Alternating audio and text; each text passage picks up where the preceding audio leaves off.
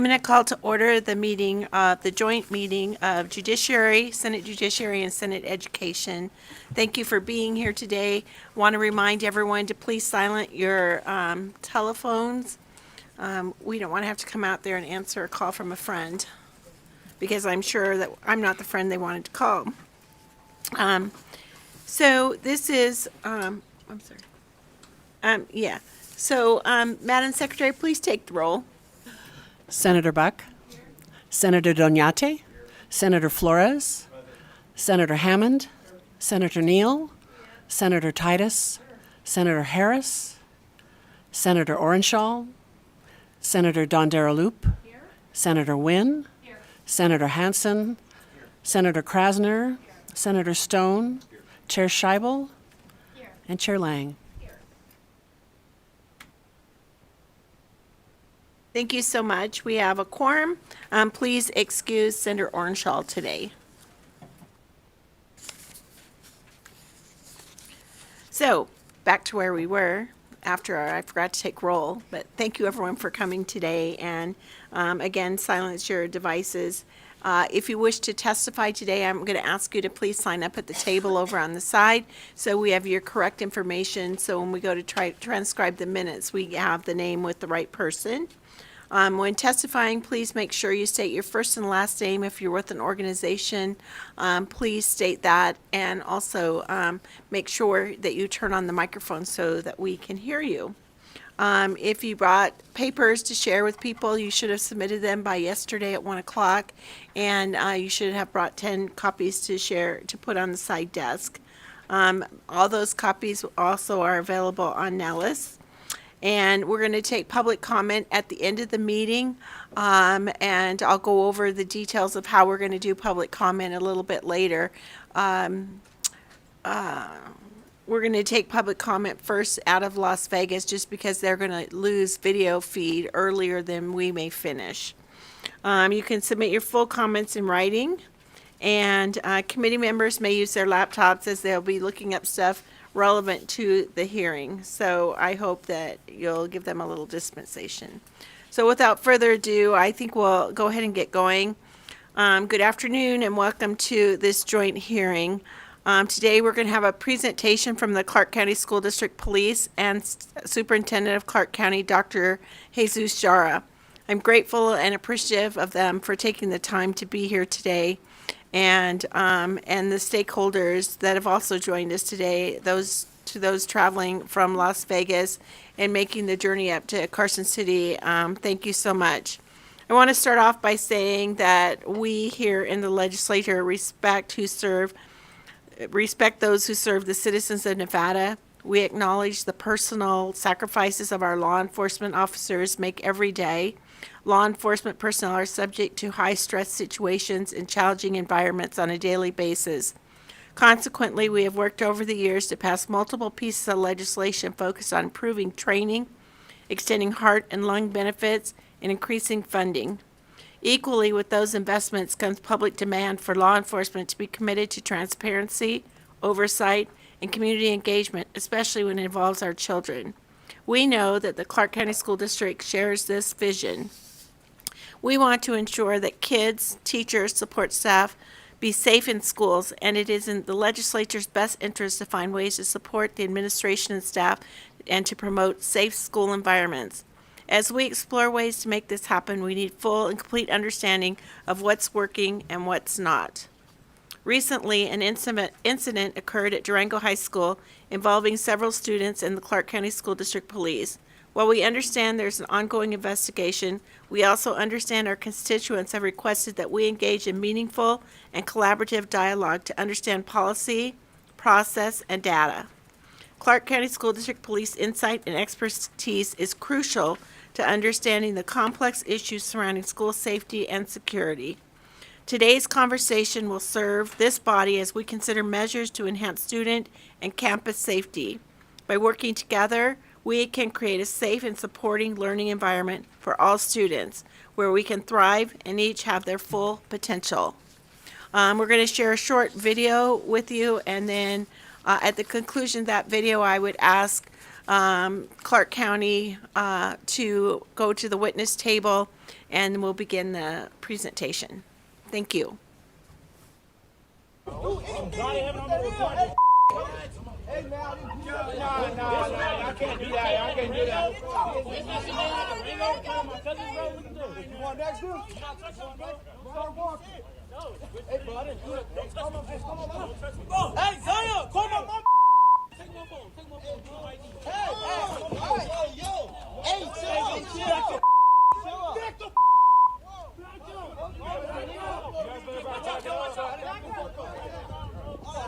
Bro, you can't have him on the floor like that.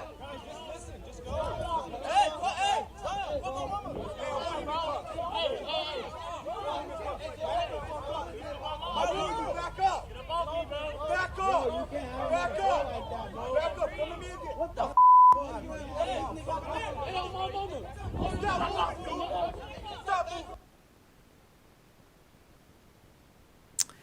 As I stated before, this is an ongoing investigation, and while we can see the incident that brought us all here, we are not going to ask questions about the incident specifically because it is an ongoing investigation, and I would ask everyone on the committee and when we get to public testimony to respect that.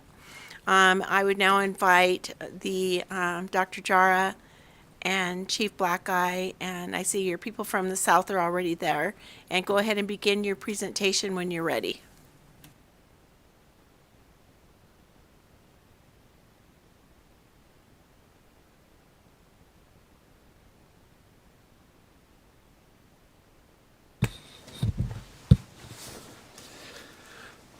Superintendent Jara, for the record, Senator Lang, members of the committee, thank you for the opportunity to come and share the work that's been ongoing in our school district. And as I stated February 13th, in light of the recent incident near one of our schools, I have spoken with and I am directing Clark County School District Chief of Police Mike Blackeye to conduct and complete review of the department's use of force policy and protocols. The relationship between our police officers and students must be of mutual respect of the inherent dignity of every person and respect for the laws and policies that govern all of us. Because of our actions, the children of our community and their families must believe that they will be respected, treated with dignity, and safe while at our schools or interacting with our employees. Anything less is simply unacceptable. That was released February 13th. That was my statement, and that's all I've spoken to because that has been a police matter. And thank you, Senator, for your comments. It is an ongoing investigation. So I'll talk a little bit about, if I can, really share with you some of the work that's been ongoing since I arrived in the Clark County School District around the work to make sure that all children that look like me and all children of 304,000 that attend our schools are respected, are safe, and all our educators are safe for learning. Because if our employees aren't safe or feel safe, they can't teach. And if our kids don't feel safe, they can't learn, which is our number one priority. So thank you for giving us the opportunity. I do want to give some data and some facts around the work. I arrived June 19th of 2018. And immediately or within a month, and I know the school district had been working on prior to my arrival on a school justice partnership and bringing in all groups, different groups, to really look at and eliminate the school to prison pipeline. And that work is still ongoing, and really proud of the work that our police department has been involved. And I know that our new chief, who has been in the job for, I think, right before COVID or during COVID, has been a part of it with our police department. One of the notes that 81% reduction of cases or submitted students submitted to the Juvenile Justice Department in 5 years. 81% decrease of kids from our police department referred to the juvenile justice. I think that is a tribute of the work that's been ongoing in really providing and supporting our young people from going into the school to prison pipeline. I really want to say, and I'll turn it over to our chief, who is the first in the history of Nevada as a Native American chief in the state. That is not because of who and where he's from, because of the quality of executive that I have leading that department. And we have a department that is also consists of 40% of minority in our police department. So I just wanted to let you know that the safety of our kids and our staff is of the most priority for not only for me and also for my board of trustees. So now I'll turn it over to the chief so he can go over some of the data from our police department. So thank you, Madam Chair. Thank you, boss. Thank you. Here today to talk about some of our policies and training. If you can handle that, I'll flip through it. To click for you. Do you want to click for me? You can click Chief, for me. please identify yourself. Oh, I'm Chief Mike Blackeye of the Clark County School District Police Department. In Las Vegas today to help me out with the presentation and also to answer questions, I have Captain Burgess, Lieutenant Zink, Lieutenant Hewitt, Sergeant Mayer, Officer Picone, and our police social worker, Lori Smith.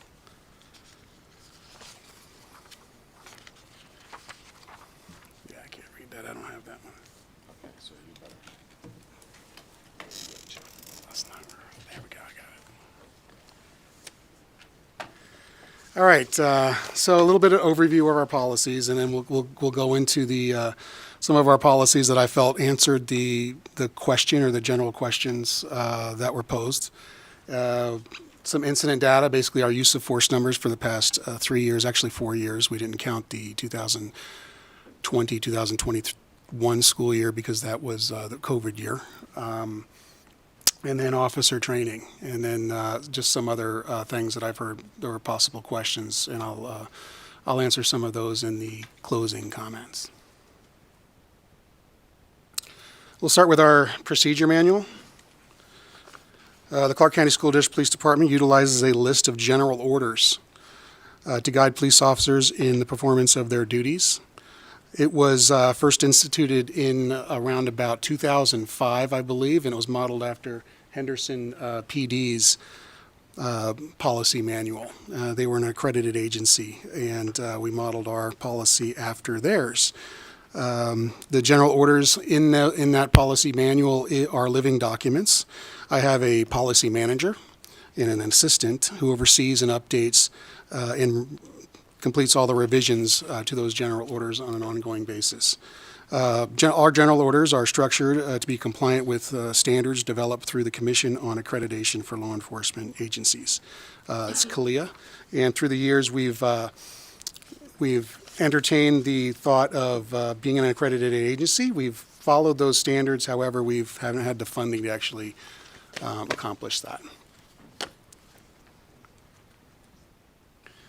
The next slide is our general orders. So I put together a list of general orders that I felt helped answer the questions about student interactions or juvenile interactions. The first general order I'll be covering is handling juveniles. It's our main general order, describing as many of the interactions we could possibly have and describing how our officers should handle those interactions. The next one will be the school justice partnership, but also it's noted in handling juveniles, that general order, and it's a method to actually handle some of the incidents that we're required to respond to. Harbor referrals, just like the school justice partnership, is another alternative measure through handling juveniles. Then we'll handle arrest, or we'll talk about arrests, search and seizure, and then use of force policy.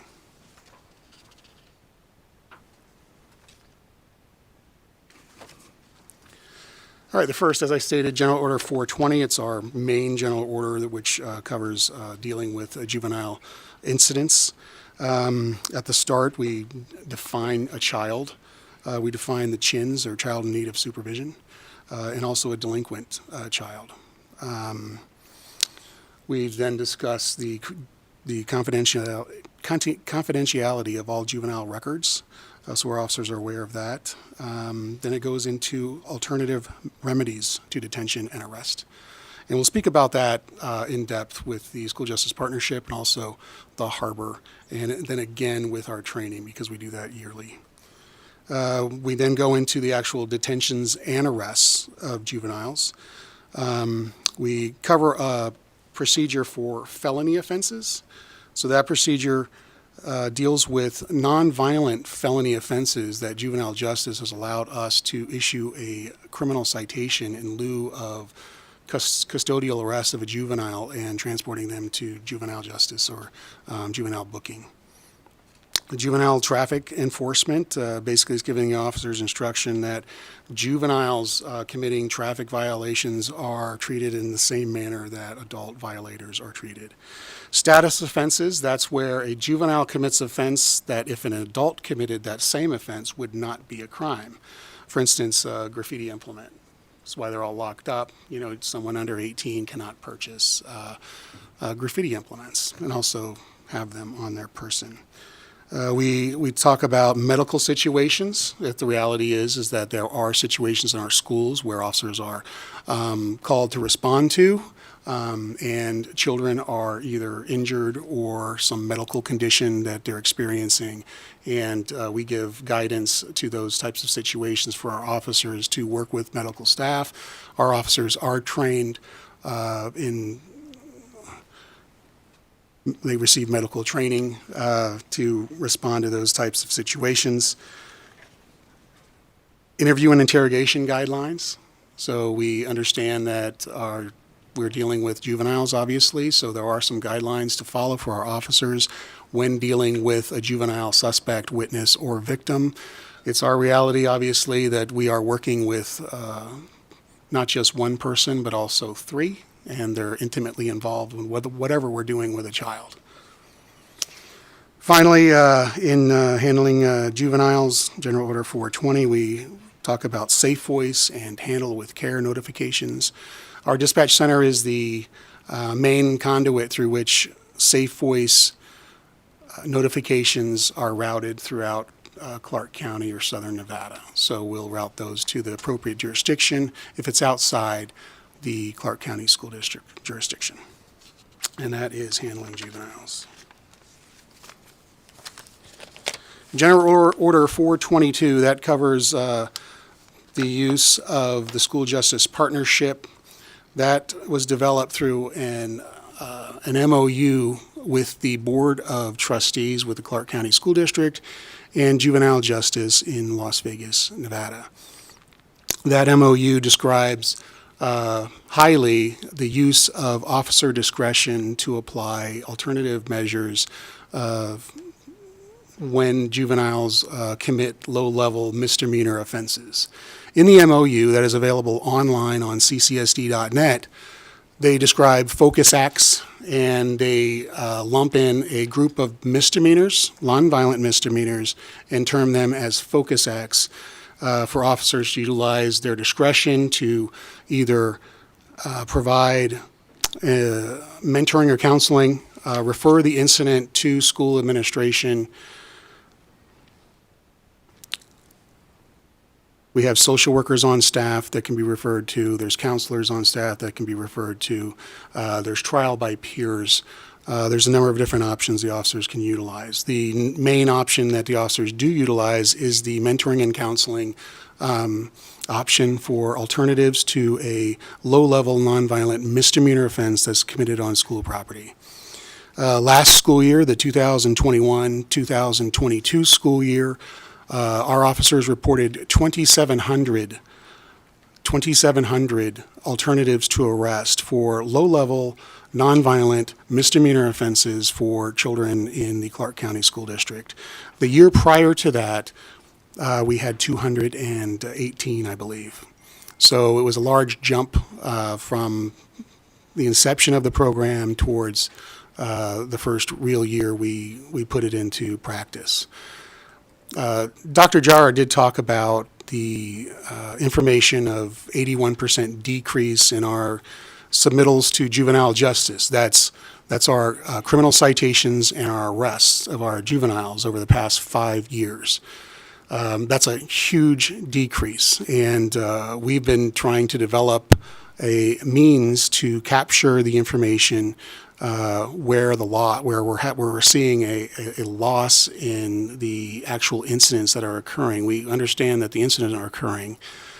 However, the 81% we can't actually show. We average typically around 8,000 submittals to juvenile justice prior to the MOU and the school justice partnership, 8,000.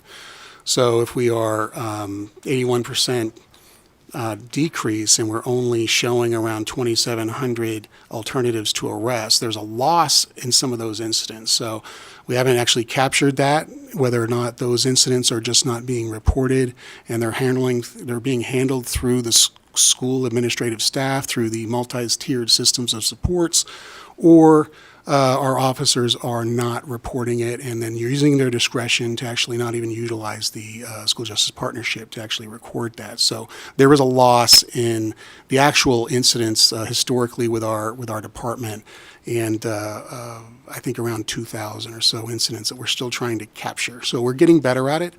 Like I said, it's the second year of really being into reporting the school justice partnership data.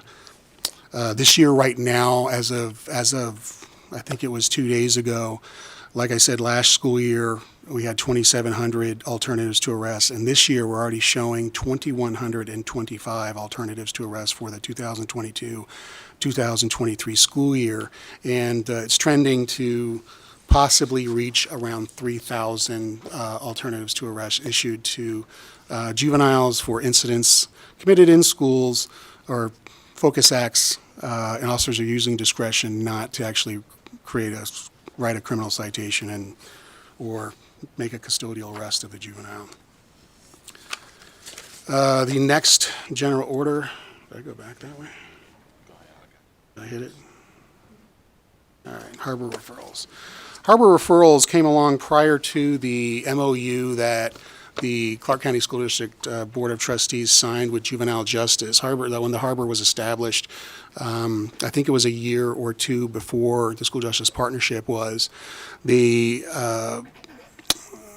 option was a great alternative for our officers. We didn't have the option of alternatives to arrest. Officers provided alternative measures for incidents that occurred in a manner that we could not track. So when the School Justice Partnership came around, we used that as a means to actually track that.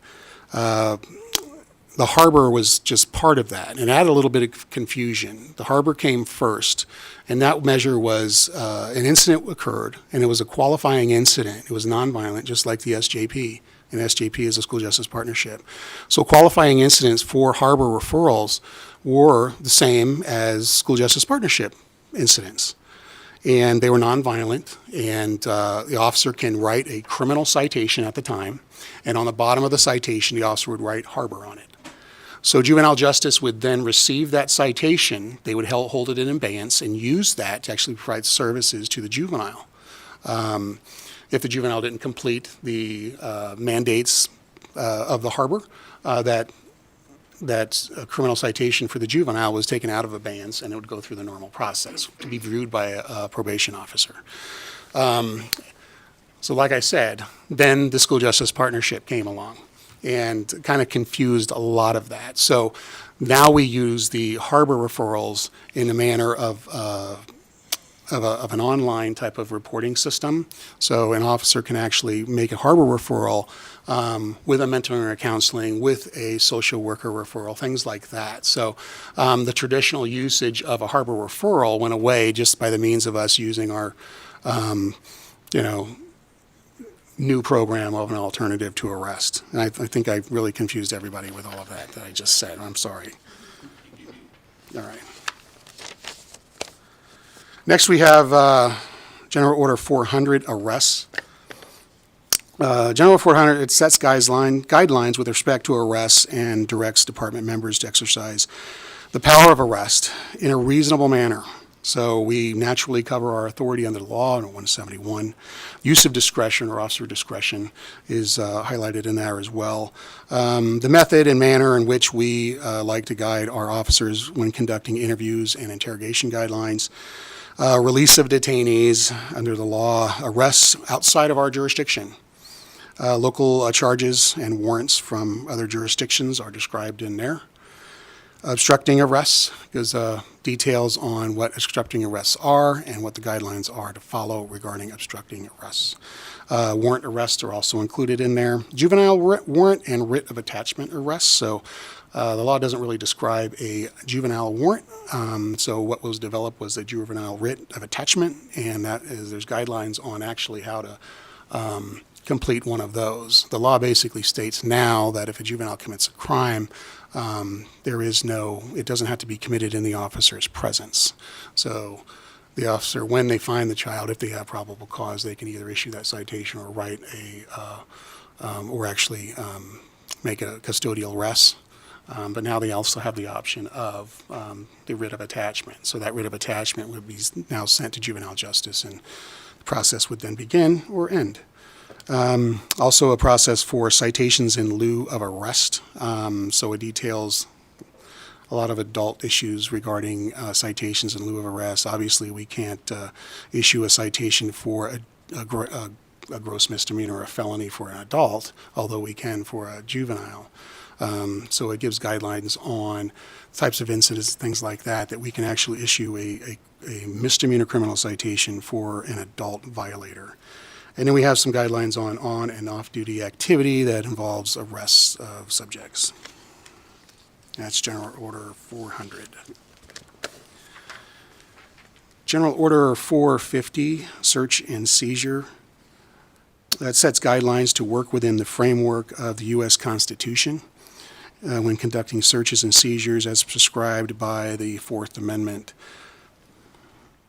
So thought I'd talk about this prior to the actual use of force, because law enforcement officers actually seize folks, and it actually is a seizure. So in that procedure, we describe search and seizure of persons and property, describing actual case law throughout the policy, and also seizures of persons and property. We describe in depth the Terry stop or person stop, in accordance with NRS 171.123 and the authority of officers to actually do that and perform Terry stops based on reasonable suspicion that crime is afoot. Administrative searches are also conducted since we actually work in a school environment. The New Jersey versus TLO in 1985 is discussed at length, describing the authority of school administrators and their ability to conduct reasonable or searches based on reasonable suspicion for a violation of criminal law or a school rule. So that's how the school administrators can actually conduct searches of students' backpacks, things like that, for items of school rule violation or a weapon. And that's described in General Order 450. Search and seizure. General Order 650, the use of force, sets guidelines for reasonable use of force. The procedure includes, and it's based on the Graham versus Connor model, determining objective reasonableness regarding the use of force. Also covers de-escalation and recovery position, duty to intervene, things like that. We have a use of force model that describes the levels of force, all based on the subject's level of resistance. A method to document the use of force, and in that method it describes the reportable use of force. So basically, if an officer does have to control a subject based on the subject's resistance, there are reporting requirements for that measure. And finally, we have a force investigation analysis and training team. This was started about, and correct me if I'm wrong, in Las Vegas, I think about 8 years ago. Force science is a training based on Grant versus Connor to determine reasonableness in the use of force, since it's all based on a reasonable officer on the scene and not the 20/20 hindsight after the fact. So it depends on a three-prong determination, so to speak, of the severity of the crime, the threat to the officer or others, and then resistance of the subject.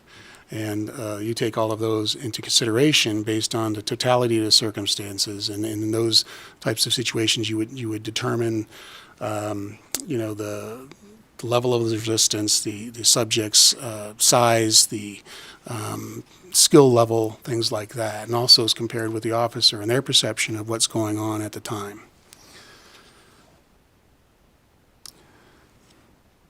That's 650.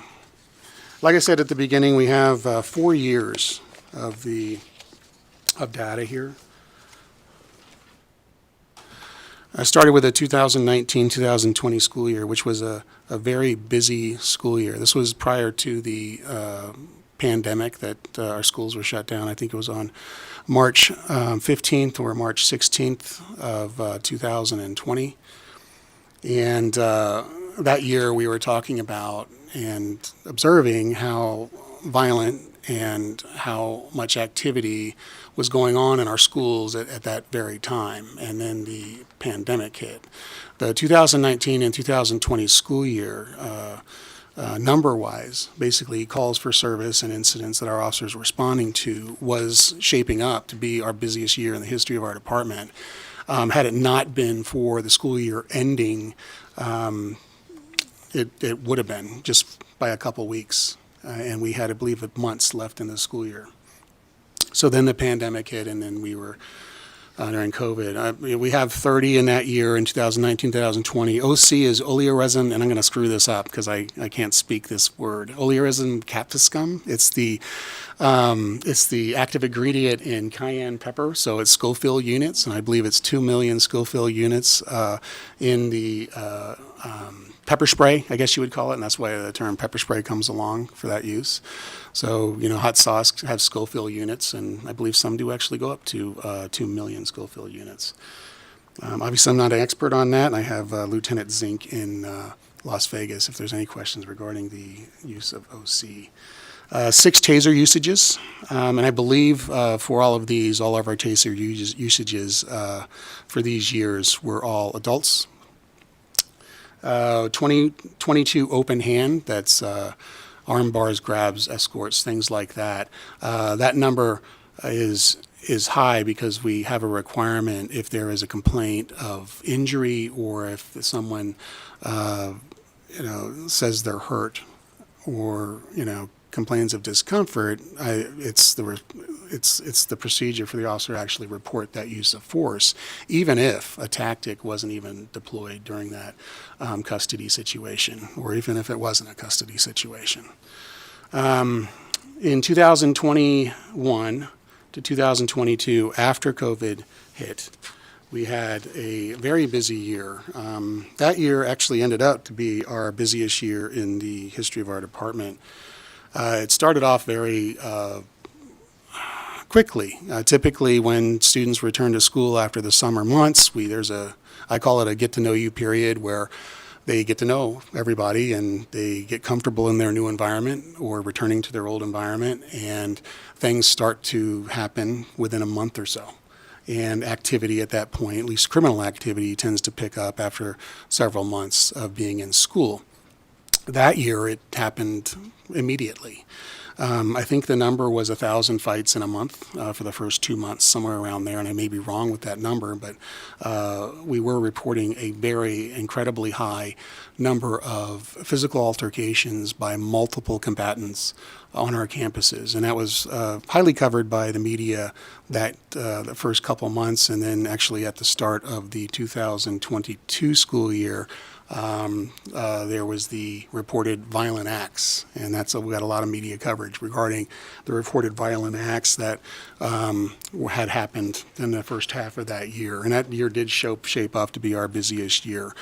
We did notice in the first 2 months that we were having a high level of usage of pepper sprays. And I think, I don't know if it was in between around 30 to 40 just within 2 or 3 months. So we brought everybody back in. I had noticed from watching those videos of our officers that they weren't talking. I remember telling them it seemed like some of them were struck mute when they were approaching fights and things like that. And although that they believe they cannot be heard based on the situation of the screaming and yelling of maybe 100 to 200 people that they're trying to control or bring calm to, that they still need to identify themselves, issue some commands and things like that. So we brought them back in, reminded all of them of the training that they have taken, and that curbed our pepper spray or OC usage throughout the end of that school year. And I believe if we didn't do that, it would have been a lot higher. We did have a lot of adult activity on our campuses, which it's not new, but we've always had issues where adults would come in and protect their child or their nephew or their older brother, younger brother or sister from some type of incident to protect them. So we've always had that type of situations happening. The 2021-2022 school year, we had quite a lot of adult incidents where they were resolving their issues either with staff or other students in a violent manner.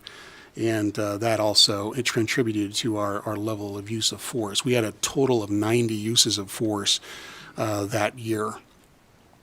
This current school year, the 2022-2023 school year, trending-wise, I believe this was a couple months ago, we were showing a decrease in the amount of fights on campuses. So that our fights were down around 20 some odd percent. However, we were showing a 12% increase in the individual acts of violence on our campus, a 12%, and that's compared to our busiest year. So that was a large increase in the actual assault and battery incidents that were being reported on our campuses. And some of that contributed to our 38 usage of force for the 2022-2023 school year. That school year we had 8 pepper spray usages, 2 taser usages, and 28 open hand reported uses of force. And again, the 2020-2021 COVID year was not in there. But if you want to know the number for that year is 10. Training.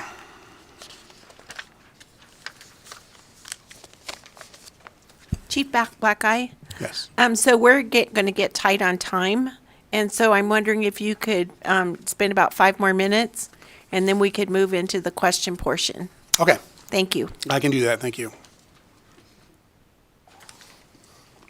All right, training. Department records are audited by the Nevada Peace Officer Standards and Training. I believe our last audit was last calendar year. And on average, each officer receives around 40 hours of continuing education training each year. Training is in compliance with NRS 289-510. All training meets Nevada Post requirements for certification. All instructors meet Nevada Post qualifications for instructors. All new officers meet the requirements for basic training of peace officers. All new officers receive at least 4 weeks of department orientation training, followed by 14 weeks of field training with a field training officer before they are a solo officer in the field. So we have use of force training, de-escalation, crisis intervention, implicit bias, racial profiling, interacting with the mentally ill, and restorative justice. This is just some of the things that I wanted to discuss. I have 5 minutes, so I'm going to go through this as quickly as possible. Basically, like our policy says, our training is to cover all of those items each year. It's continuing education for officers to remind them of the Graham versus Connor reasonableness or objective reasonableness. Tennessee versus Garner, Bryan versus McPherson for the pepper spray use, prelude to using force. We go over objective reasonableness again, the totality of the circumstances regarding each situation, recovery position, officer responsibilities, and also supervisor responsibilities. Each year, officers receive training regular training in the application of the use of reasonable force. De-escalation training, this is actually de-escalation and the reasonable use of force. That's how it's titled. This is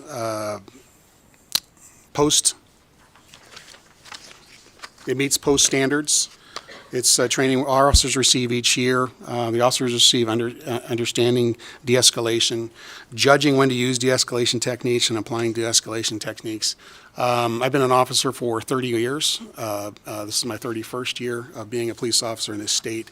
My experience, I can tell you that more officers that are inexperienced are going to use more force, and that's what our numbers show. The majority of our officers that use force are 1 to 4 to 5 years on as a police officer, and they use more force than our experienced officers. And that becomes because they don't have the skills built up to actually deal with folks, to talk to them. They don't. They eventually learn communication skills, their posture, their face, learning how to read folks better. They have a different mindset as to when they get out of the academy, and the way they think through situations. They're taught ways to actually think through even violent situations, and they get better at that as they get more mature as a police officer. So the de-escalation training that was, prompted by, I think, legislative, helps to those younger officers to learn some skills that the older officers have just naturally taken on after working for so many years in addressing situations in a manner to de-escalate rather than escalate. And it can be even by a stance. So this de-escalation training gives officers some tools. It's called a system to use de-escalation tactics to actually resolve incidents peacefully enough if you're able to actually do it. So that's our de-escalation training. It's through actually Police One, which is it's also approved through Nevada Post. Crisis intervention training, all of our officers, 85% of them actually, are crisis intervention training certified.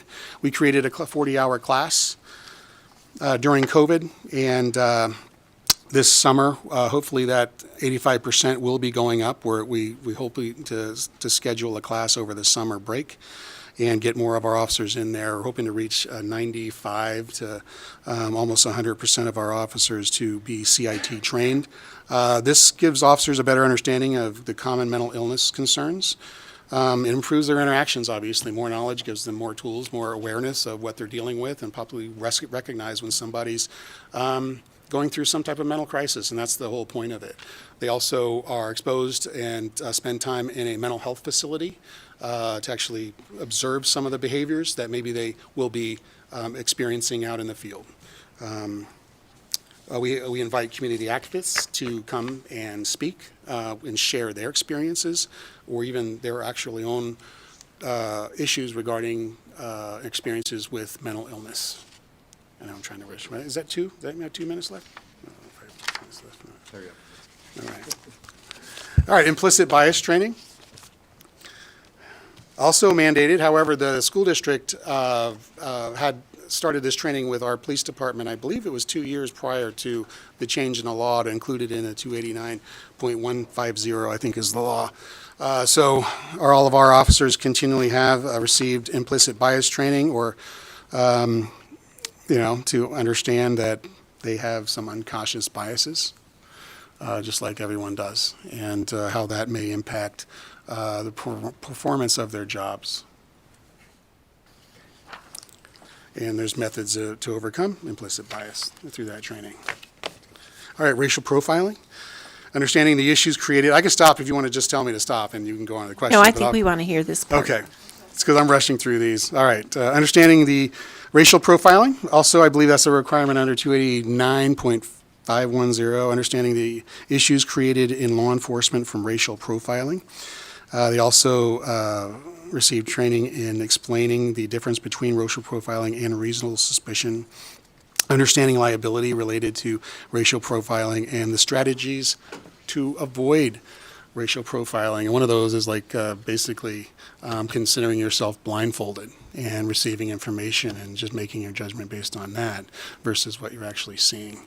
So there's strategies like that. There's all sorts of things for officers to be trained on to understand better things that are possibly unconscious that they are not aware of, and how to avoid judging characteristics as indicators of criminal activity. And I think that's exactly what racial profiling is.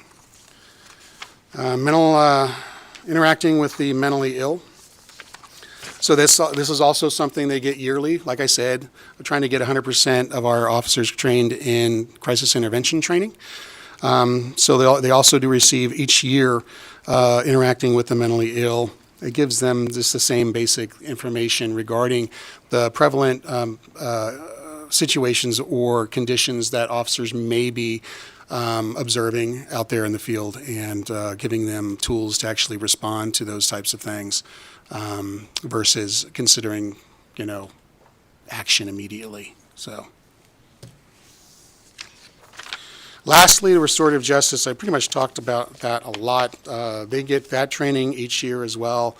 We utilize juvenile justice to help us revise any updated training each year. So the officers receive that. And basically they just get continuing education training, going over, reminding them of the resources out there that are available that they can utilize when applying an alternative to arrest, when they actually use discretion instead of issuing a citation or making a custodial arrest for juveniles. And that completes the presentation. Senate.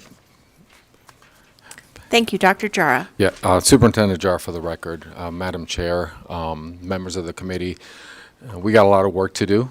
We're not perfect as a school system or as a police department, but I do have confidence in our chief and our officers. I do want to also stress a couple points before I turn it over to our chair. Some of the things that we are dealing with today, it's been dealing with around urban America, that we are dealing with community issues and challenges that are coming into the footsteps of our schools. So please know that we are continuing our partnership with our city officials to work together because we can deal with 7 to 3, what happens between the school day.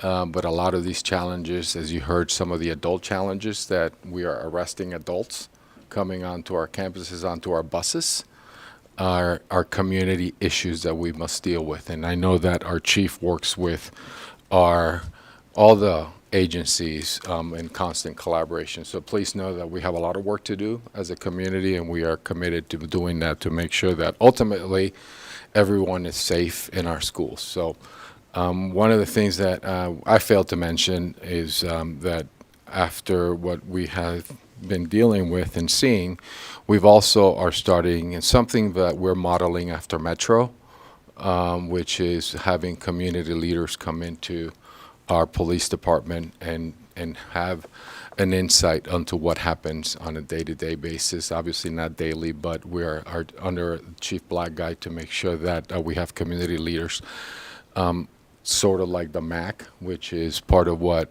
Metro in Las Vegas does. So modeling a very successful community-driven organization into our school police. So thank you, Madam Chair, for the opportunity to be here. Thank you. And we're going to go to committee questions. But prior to doing that, I failed to recognize my co-chair today, Chair of Judiciary, Senator Melanie Scheibel. We did this together, and it wasn't mine alone. So thank you. Okay, committee. I'll entertain questions from the committee. Senator Flores, and then Senator Hansen.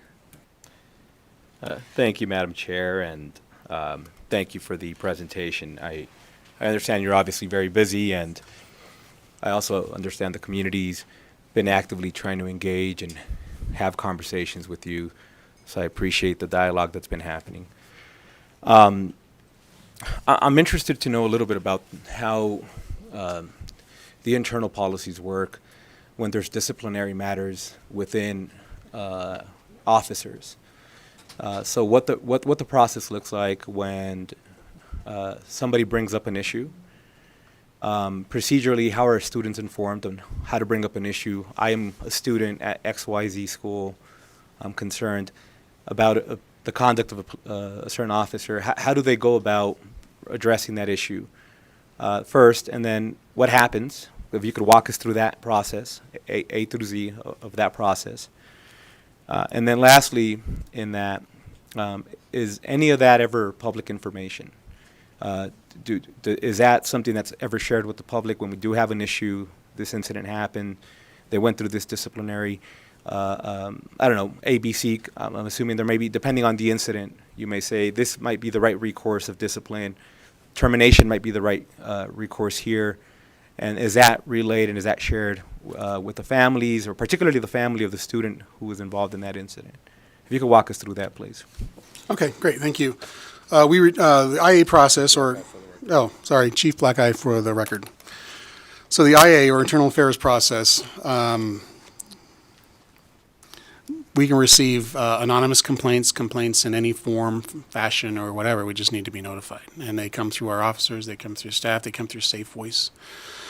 So students have complained through Safe Voice, and that's where we receive some of our complaints. So if they do have issues, they can do that. They can talk to an officer, any officer. So any agency would refer a complaint back to our office.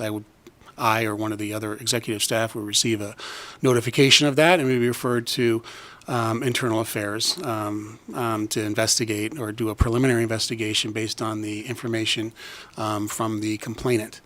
And that information can be written up in a form of complaint describing the actions or what have you. If there's body-worn camera or CAD, CAD meaning computer-aided dispatch, maybe there's a report, a citation, or something like that that may be coming along with that. All of those would be gathered together in a preliminary investigation through Internal Affairs, and then handed over to the captain responsible for that division. I have four captains. We break the district up into 3 regions. So I have a captain over each region, and my 4th captain is over the administrative division. So my captains handle those complaints. They would make their determination on what they want to do. There's 2 ways a complaint could be handled based on the severity of the allegation. It could be handled through division investigation, which we described a low-level type of discipline could result from the allegation. So, for instance, it could be somebody was rude or reported to be rude. We would consider that some low-level type of disciplinary measure, maybe a written reprimand, but there's also progressive discipline. So if that officer's record shows that he or she may have other discipline for the same type of ladder, I guess, then that ladder would go up. So there's 2 measures. It would go off on either the division investigation, which then the division through a lieutenant or a sergeant would actually handle, or it could be requested to be handled through Internal Affairs. So then I would review it based on I would review the captain's recommendation, and I would either agree with that captain that it would go to division investigation or Internal Affairs, or I would change it. So sometimes they would want it to go back to them as a division investigation. I say no, it needs to go back to Internal Affairs investigation, and Internal Affairs handles it while they coordinate and receive updates from Internal Affairs, and then eventually makes the ultimate decision for discipline at the end of the case. Once the decision to actually where to send that complaint, either through a division investigation or Internal Affairs, the interviews are set, so a formal interview, if one hasn't already been done, with the complainant, if there is one. The majority of our complaints, I believe, are internal, so the actual interview is basically from it's originated from the chain of command. It's not necessarily a citizen actually making those complaints on our officers. It's our own department complaining, and then routing that investigation in the appropriate manner. So an investigator would then investigate that Internal Affairs complaint. There'd be interviews scheduled with attorneys and things like that. and that takes a little while. We do utilize other agencies, the Las Vegas Metropolitan Police Department to actually assist. Also, our internal affairs investigators are trained, and they also do some training with Metro. And we also use them to bounce off things because we are a medium-sized department. However, we're not huge, so we don't have a lot of things happening all the time.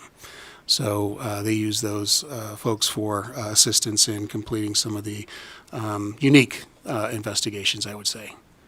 Once those are done, the captain would then receive the completed or almost complete investigation. They would review it. If the captain felt there needed to be more done, the captain would return that back to the investigator, and the investigator would then follow up on whatever the captain thought may need to be looked at further. We then employ a discipline review committee made of executive staff members who aren't involved or supervising the subject. So those executive staff members of lieutenants and captains from other divisions gather together and receive the investigative report and the findings of sustained allegations of misconduct, and they would make their recommendation based off of what they learned from the investigative report and asking questions, reviewing evidence, and things like that. We have an attorney that's actually involved in that process to give them advice on what they believe or help them with the appropriate measure for discipline. That's given back to the appropriate captain. That captain would then take that recommendation from the discipline review committee and then make his own or her own determination on what discipline is appropriate for that level of, I guess you'd say, misconduct. We do have a matrix that describes a level.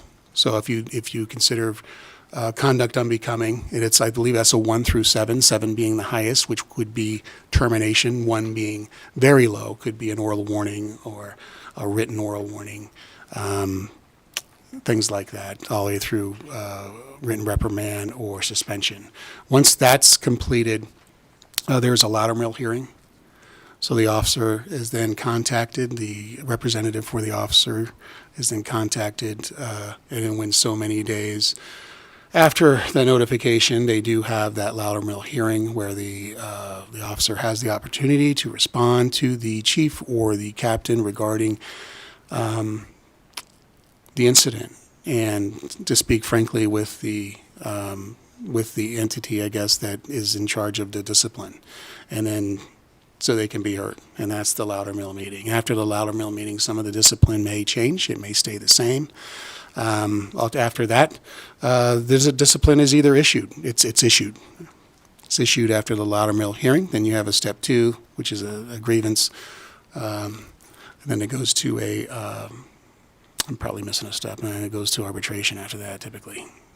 Thank you, Chief. I'm going to ask members of the committee if you can give really very direct, narrow questions. They have a timeline in Las Vegas, but we don't here. And unless we want to be here all night answering questions, we need to be a little more concise, and I'm asking for everyone's help in that. So, Senator Hansen. Kind of ironic you said that just before my question, Chair. The reality is, I wouldn't mind being here till midnight because this is a very serious thing. You guys are basically being accused of some pretty serious stuff. You know, we had a shooting at Sparks Middle School, my alma mater, where we had a teacher killed. Now, just so you know, the chief of police for Washoe County School District is Jason Trevino. He and I share a granddaughter, okay? So I was there during that incident, and I know you guys got put under, they did, I should say, the school police put under a microscope for being not aggressive enough. So I would love you guys, too, to also have an opportunity to have everything's caught on videos nowadays, and I'll bet you could produce 10 phenomenal videos to show the situations your officers are often placed in. Now, having said that, the question is staffing. Where are you guys as far as what is your full staffing capacity for the police department, for the school district? How many do you have now? And then for Superintendent Jara, the question I have, how many teachers are you down right now? And the reason I'm bringing that up is I know there's a major problem with recruitment in both the law enforcement community and in the teacher community because of public safety and fear of danger in the classrooms for the teachers. And for you guys, low morale based on always getting beat up every time an officer screws up. So if you could address that, I would appreciate it. Yes, thank you for the question. Yeah, I know Jason as well. Sorry, Chief Blackeye, Clark County School Police Department. Staffing, we have 188, I believe, FTEs. We have 25 dispatchers. We will be having at least 12 coordinators of emergency management, a director over that, and a school safety specialist under our umbrella. I have clerical staff and such. However, the FTEs for school police, my sworn staff, I believe, is 188. I was 100% staffed in January. I received a COPS grant that added 6 to it. I promoted 3 sergeants that added 3 other vacancies as officers. So immediately after January, I was thinking, wow, I'm under this crisis. I'm fully staffed in January. Now I'm at least 9 to 12 officer short, but 6 of those are from a grant. With 188 over 360 sites, we have just enough, I guess you'd say, but it's never going to be enough if we have an incident that is going to be tragic. So what is the right amount of officers? I use 2 officers at each comprehensive high school. However, I do have technical high schools that aren't covered. I have specialty schools that aren't covered either. Hardly any of them are middle schools. I think I have 60 or 70 middle schools that do not have an officer. Some of them do.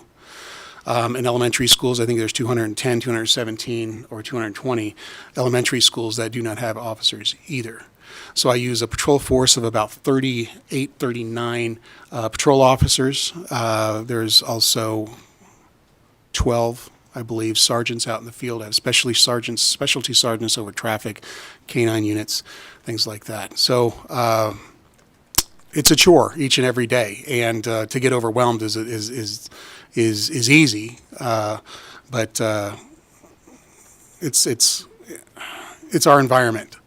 I would like more officers. I've tried to get more officers. There was money that was available. I believe we were slotted for 33 officers through legislative acts. I think it was 4 or 5 years ago. That money went away, I believe, over COVID, and we were left with the 20 officers that we had hired through that funding that the district then had to absorb the cost of that. So I don't know if that answers the question. Low morale. If we're 100% staffed in January, the morale, I believe, was wonderful in January. But you're right. There is it's difficult. It's high criticism, a lot of scrutiny, and it's needed. That is needed, but it has to be fair. Superintendent Jar, for the record, Madam Chair, Senator Hanson, great question. So I'm going to tell you our current vacancy is over 1,400 educators. And I'll also tell you that if you recall in 2017, the legislature passed AB 469, which really limits the superintendent position control. And what has transpired, I have 700 licensed educators that are out of classrooms, not in the classroom. And I say that because what's happened is that out in the outer ring of what I call on the outer ring of Las Vegas in the suburbs, we have seen an increase of teachers, but where we have our tougher areas in our urban core is where we have our vacancies and our challenge of educators going into some of those schools. And that is something that we are trying to deal with in really making sure that, is that we have educators in the greatest need for our children to have the greatest need, which is something that I have no control over. Because of AB 469. One final thought, and that is, you can't prove a negative. I don't know how many thousands or tens of thousands of acts of violence your presence has prevented. So I just want to salute you guys, the great job you do, in spite of occasionally some terrible mistakes. But I think when we look at this in the big picture, I'm very grateful for service officers like yourself who are willing to serve in circumstances that frankly are often horrendously bad and getting virtually no thank yous for the great jobs you do, but all sorts of criticism when you occasionally have a screw up. Thank you, Madam Chair. Thank you. Senator Harris and then Senator Neal. Thank you, Madam Chair. I'll make my questions so direct that they'll just be statements. So I heard a lot about your policies. I did not hear the term student once. The court cases that you train on all involved adults and their decision-making capacity, not children at school. We've got to treat children a bit differently. I think your policies could equally be Metro's policy. And I believe that that's a problem. I don't see where we've taken into account that you all are dealing with children at a school environment. Whoever suggested this blindfold method to address racial profiling should probably be substituted in with someone else. I don't know where those strategies are coming from, but I hope they're not strategies that you all are coming up with on your own and are actually contracting with professionals who deal with this, because that blindfold strategy, that colorblind strategy, it doesn't work. Pick something else, please. Officers seem to be more comfortable using force than other techniques. Officers, in my opinion, should either be equally trained on the ability to talk and deal with students as they are in force. It seems to me we should only be allowing the more experienced officers to use force on our children, not the less experienced ones. Hope you would be willing to address that. And then lastly, I heard that being rude to students is kind of a low-level offense. Please consider upping that. As I mentioned before, these are children in their school environment, and they're dealing probably with other students being rude to them or bad grades. They don't need officers being rude to them as well when they're there to protect them. That should be a more serious offense, in my opinion. Thank you, Madam Chair. Thank you, Senator. Senator Neal.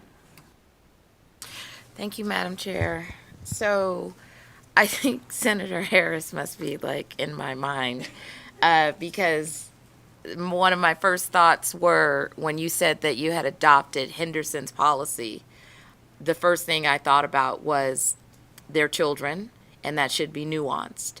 And accepting a policy from a police agency that, and then taking it into a school environment and not doing any kind of adaptation, it's probably problematic, right? But my questions are more to a couple of questions on citations issued to children. How common is it to issue a citation to a child without a parent being present and then divert it to the harbor? And then I have another. Okay, thank you, Mike Blackeye, for the record. That would cause me to guess. So how common is it that an officer would issue a citation without the presence of an adult or their parent? For traffic-related offenses, if a student is... No, inside of the school for a fight. Okay, so as a misdemeanor offense, typically how they work out is the officer would make contact with the subject. The school would actually contact the officer to say, hey, there's a fight. The officer would then respond, help bring resolve or calmness to whatever situation's going on because of the fight. So, fighters would be separated if that's possible without having, if it's a typical fight, maybe it's two people, right? So a fight's probably not going to result in an issue of a citation unless it's a battery. So if a subject went up to another subject and then just struck that subject without any resistance of the other subject, then we have a case of battery. So that's where a citation would be probably issued to one of the juveniles for battery. I don't really think we issue citations for mutual affray or disturbance of school. Those are classified as typically going to be a focus act, and they're resolved either through school administration, through other means. That's like an alternative to arrest. But the battery, the process is that the officer can issue the citation to the student, depending upon the age. The student can sign that citation. The officer, but is also required as soon as possible to contact the parent or have the parent contacted. So if those things aren't being done, I'd like to hear that, because that is not a proper practice. It's the practice in 420 is to actually contact the parent as soon as practicable. And that could be done even before the issuance of a citation, and the parent can actually help sign the citation with the juvenile. But sometimes that's not done, so I'd have to guess. I don't know. So I appreciate that response because it has happened, right? And I want to dovetail the statement that I'm getting ready to make. When we talk about we want to prevent the prison pipeline, it's my understanding that when the citation is issued, that also turns into a juvenile record for that child. And I know that there was, and we're not supposed to get into, I guess, investigations or ongoing investigations, but I'll have that parent follow up. But there is a record that is being created, and in this instance, it was an 11-year-old who was asked to sign a citation without their parent being present. And the funny part about the story is that the parent happened to be a Metro police officer who then challenged that signing, right? For several reasons. And so I think that's something we need to further examine. But the thing that I want to also touch on, you spoke about really briefly Miranda, right, within the school environments. And then I don't know if it was the 2005 case that you cited but the first thing that popped in my mind was when you do a Miranda, when you do an interrogation of a child, it is nuanced. And I'm wondering because there was a 2011 case, Supreme Court case, it was JDB versus North Carolina. And they made the ruling that said, does the age of the child matter? And it said, yes, if the officer is aware of the age of the child when he starts to question or give Miranda. And so, because the issue of clarity and understanding what you're telling them is a very poignant point, and it is very explicit within a school environment.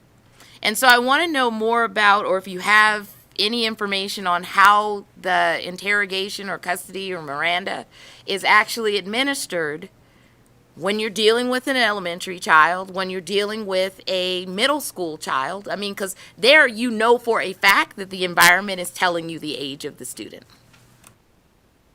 Thank you. Good question. About that, we do have a specific procedure that is not listed as in 420. I don't know where it went. It covers incidents involving elementary age students and those with diminished mental capacity. So that does apply for elementary school age children. And if someone in the Las Vegas area can speak better onto that, that would be helpful. The 11-year-old at the time, I wish if there was a complaint that could be made, our policy specifically says 12 years old can be cited, and that started years ago with the habitual truancy.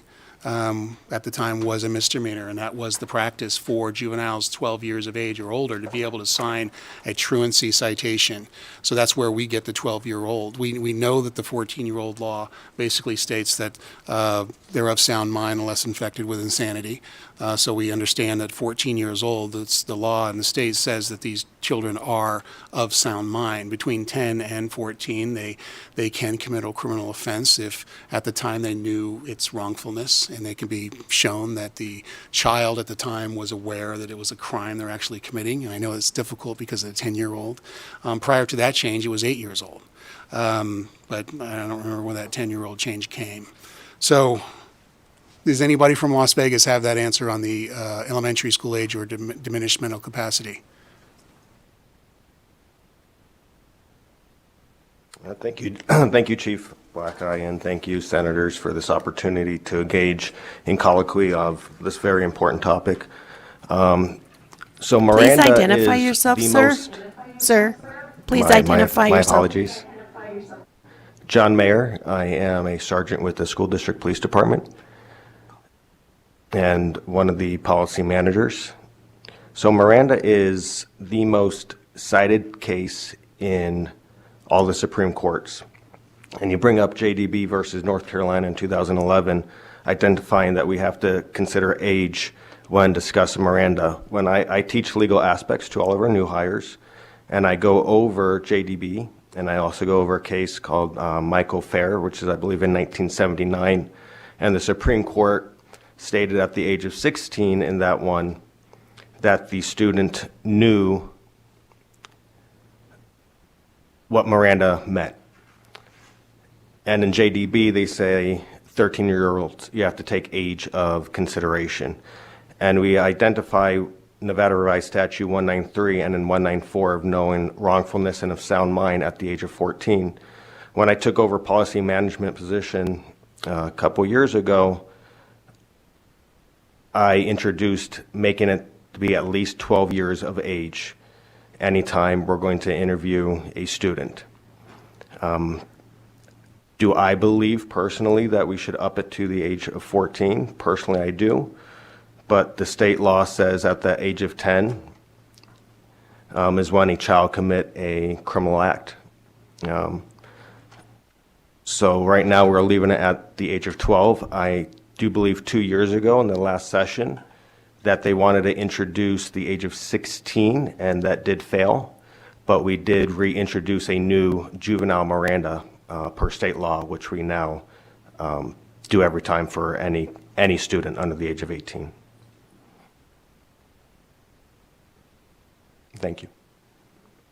Okay, thank you, Madam Chair. So my final question, and I'm going to try to weave in 2 points to this. So what's going on over at Peterson Behavioral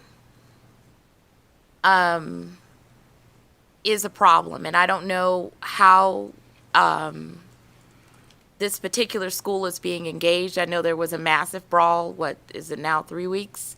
Gang fight. Metro came on site. CCSD police was the last to show up, or you were the latest in time. I'll say that. But the school, in and of itself, has no proper supervision going on. There are no licensed teachers there. The children are sitting in the lunchroom all day, sitting on tables. There are, well, I won't say they're allegations because there are people saying that, you know, there's vaping, there are other things going on campus that it said it was might as well be East Side High replayed at Peterson. Not the same as Cowan, of what you have going on, and that the re-engagement plan is not happening, which is in play. And so I want to talk about that because there's safety risk on all sides. Safety risk for the students, safety risk for the teachers that are going on there. And the fact that there's no education happening at all. And then we're talking about we want to prevent the prison pipeline, but we are feeding and festering an environment where students, whether it be a 1 fight, 2 fight, 3 fights, are finding themselves in a situation where it is harvesting behavior and not changing behavior at any point. A school is not a prison. It was never set up to be one. And it's never been set up to be a place where they go unsupervised because they were expelled or suspended, and then more havoc is being created in a school environment with no responsibility or accountability. And so I want to know what's happening.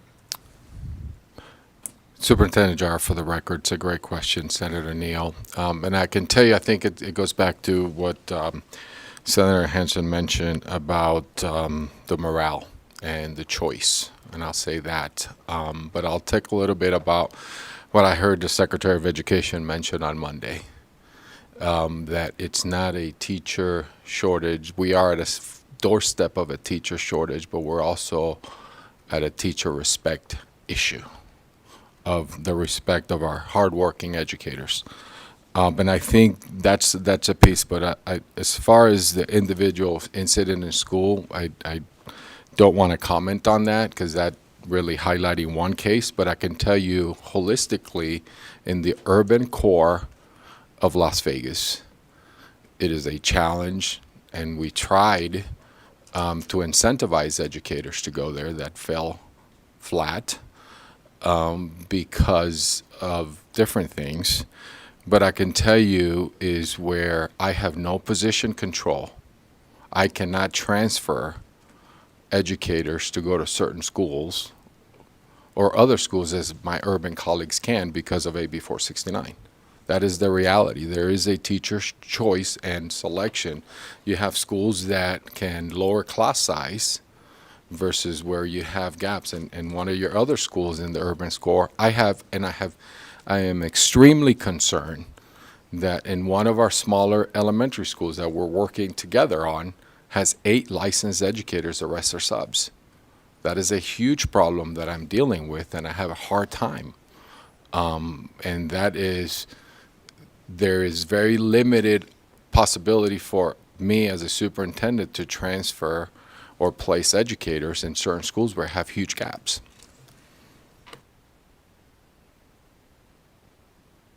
Senator Neal, follow up?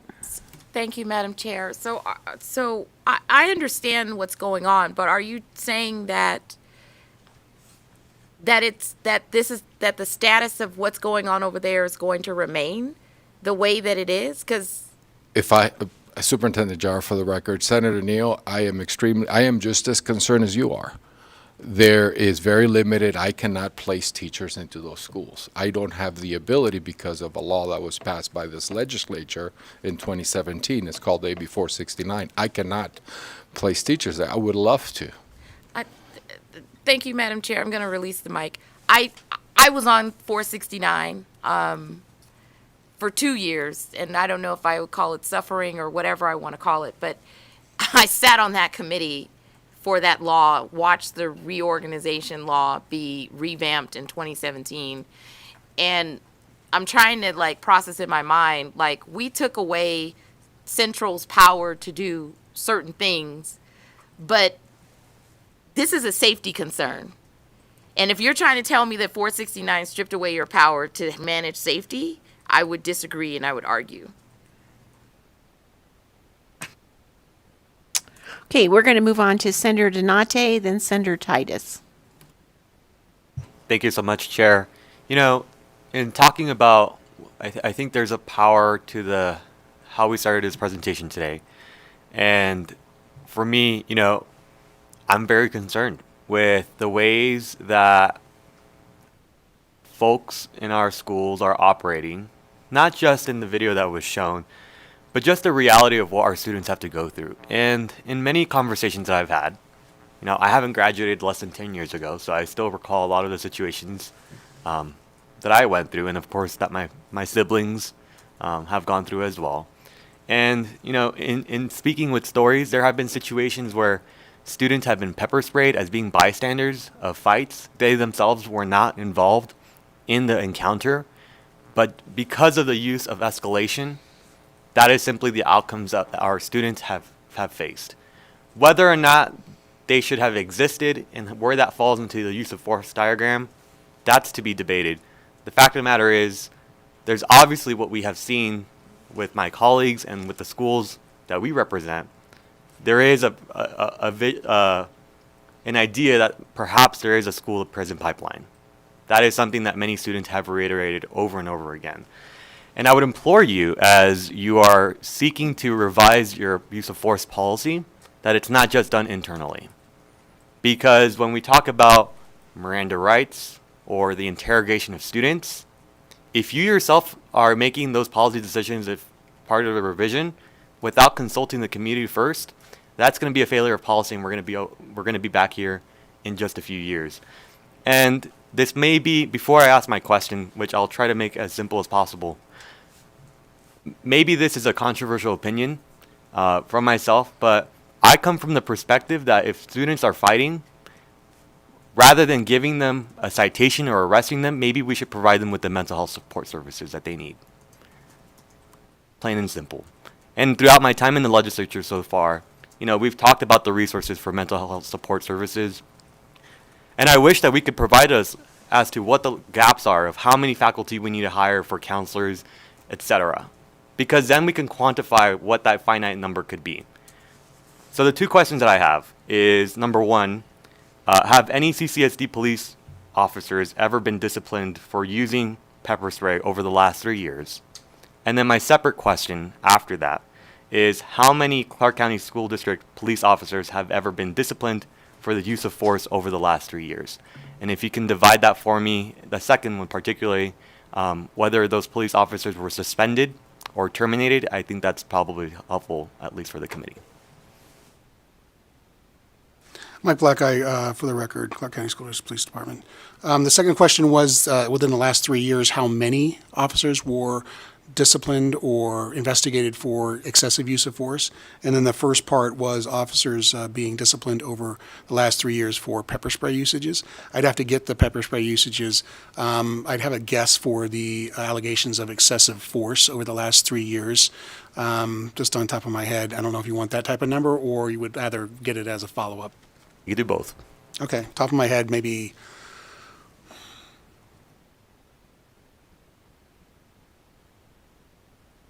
neighborhood of 5. And Chair, just for clarification, so that is 5 that you have investigated for use of force? My guess is that would be 5 for excessive use of force. And do you know from the top of your head if any of them have been terminated, or were most of them resulting in suspension, or is that's just a number for investigation? That's the number for investigation. The outcome of the investigation is not public information to share. And if it's appropriate, Chair, can I use the take a break to use the restroom?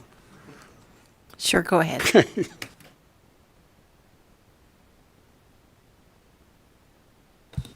Superintendent Jar, for the record, Senator, we can get that other information for you.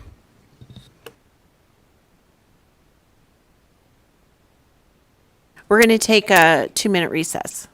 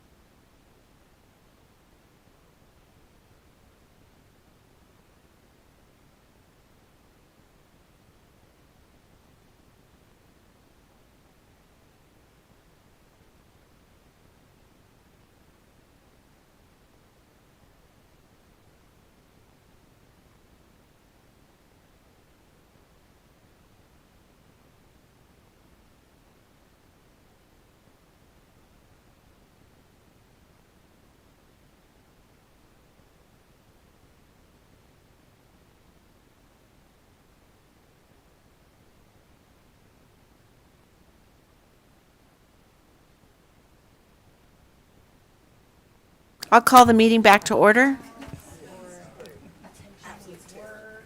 Okay, so my next question comes from Senator Titus. Thank you, Madam Chair. And first and foremost, I want to thank you, Superintendent and Chief Blackeye, for being here.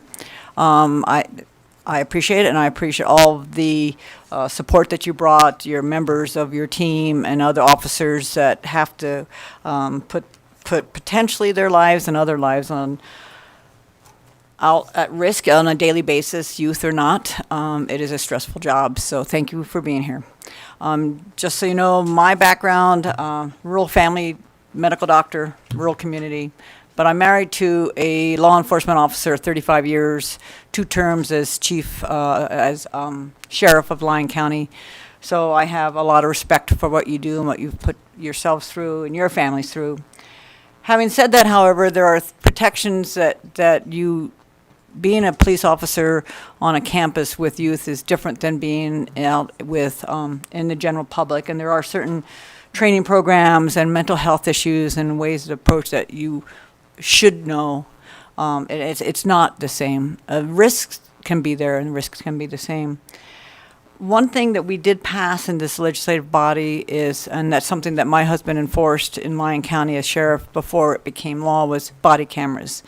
Do you have body cameras that your officers wear?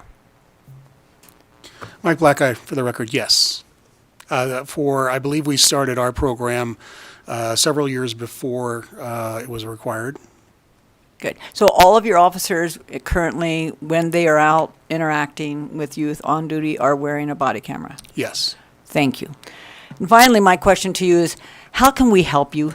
How can we, it's easy for us to come and judge you, but my question to you is, how can we help you do your job better? Because I see your job as I'm hearing more and more complaints about violence. I have grandkids in the Clark County School District. I have a granddaughter that was attacked by somebody standing in a lunch line. She was attacked in the lunch line by a fellow student. The student who attacked her was back in school the next day. I have teachers that I know that were attacked. So it's not just the police officers taking down a student at any one time and you are horrible people. That's not how this works. There's a lot of components in this discussion. So I'm concerned about you and your officers, but I'm also concerned about the students, and I'm concerned about the teachers. You are in the thick of it. What are we missing? Where can we help? We know mental health is huge, but if you had everything you could do and we would offer to you the solutions, what would be your solution? Well, that's a huge question. I guess I have 2-part answer. Chief. Oh, Chief Blackeye, Clark County School District Police Department. Sorry about that. The first is it's kind of related, but not necessarily. Through my experience, I think it would be helpful if, and I don't know if it's even possible, but I think it would be, if there was, I know we have law enforcement task force for pretty much everything, vice, gangs, things like that. Why not have a task force for internal affairs processes, for the handling of complaints of misconduct or allegations of misconduct for officers that would be handled by an agency, not an agency, but a task force. So, for instance, Southern Nevada agencies could create or develop an MOU. They could supply officers to that, or their own investigators based on the size of their department or whatever, resources. And then that agency or that task force would then be the ones investigating all allegations, regardless of the agency, of officer misconduct. What I found through this whole process since February 9th is there's a lot of, I guess, there's a lot involved with it that I'm not experienced with it. In my 30 years, I haven't been experienced with this level of, I guess, pressure from certain organizations in the community, from political type of pressure, I guess you'd say, or knowing that it's actually out there. And that does not help the investigative process whatsoever. So if there was some type of support for that type of, and it doesn't have to be an investigative task force that's consistently together and working on everything that goes on, because quite frankly, there are a lot of complaints that come in that are investigated all the time, and the majority of those are found to be or either exonerated or just unfounded in the basis of the allegation.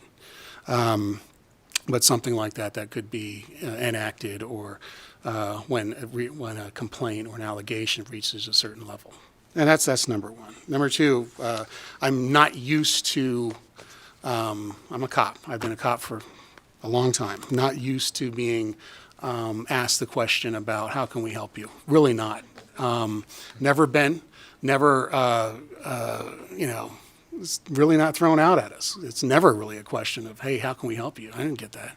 So I really don't have an answer, because it's you throw me off when someone asks, hey, how can we help you? Because it's not necessarily about that. People only want to talk to us when they have an issue or a concern, and it's typically not positive.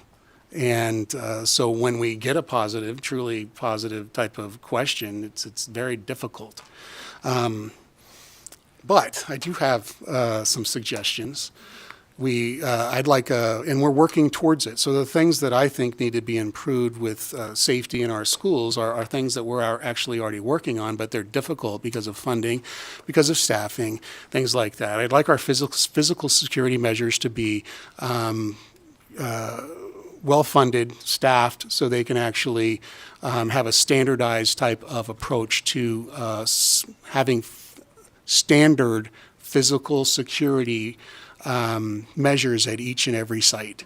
I think physical security is paramount when it comes to our facilities and how they're built, in access to them, in even staffing, down to the cameras, down to the alarms, down to alerts, things like that. I don't think, well, in Las Vegas, I know we have schools, we have the alert buttons, we have all different types of things where we go out, and I've spent most of my life out in rurals.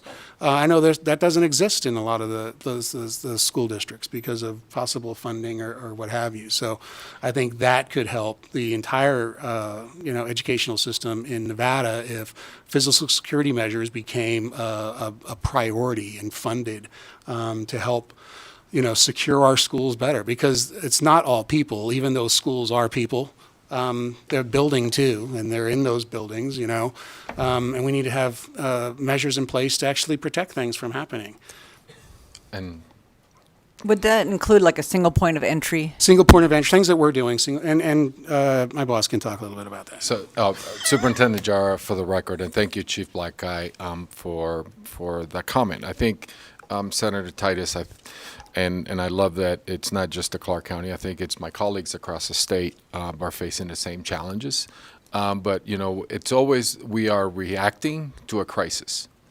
And after we had an issue at one of our schools last spring, we immediately reallocated dollars within the Clark County School District and have budgeted $85 million for physical single point of entry, fencing to secure our children, put cameras, the instant alert, but that's not enough to get to our 366 schools. So I think that is one of the things that is an important measure for all schools, not only in the Clark County School District, but across the entire state for all my colleagues. I think that's one.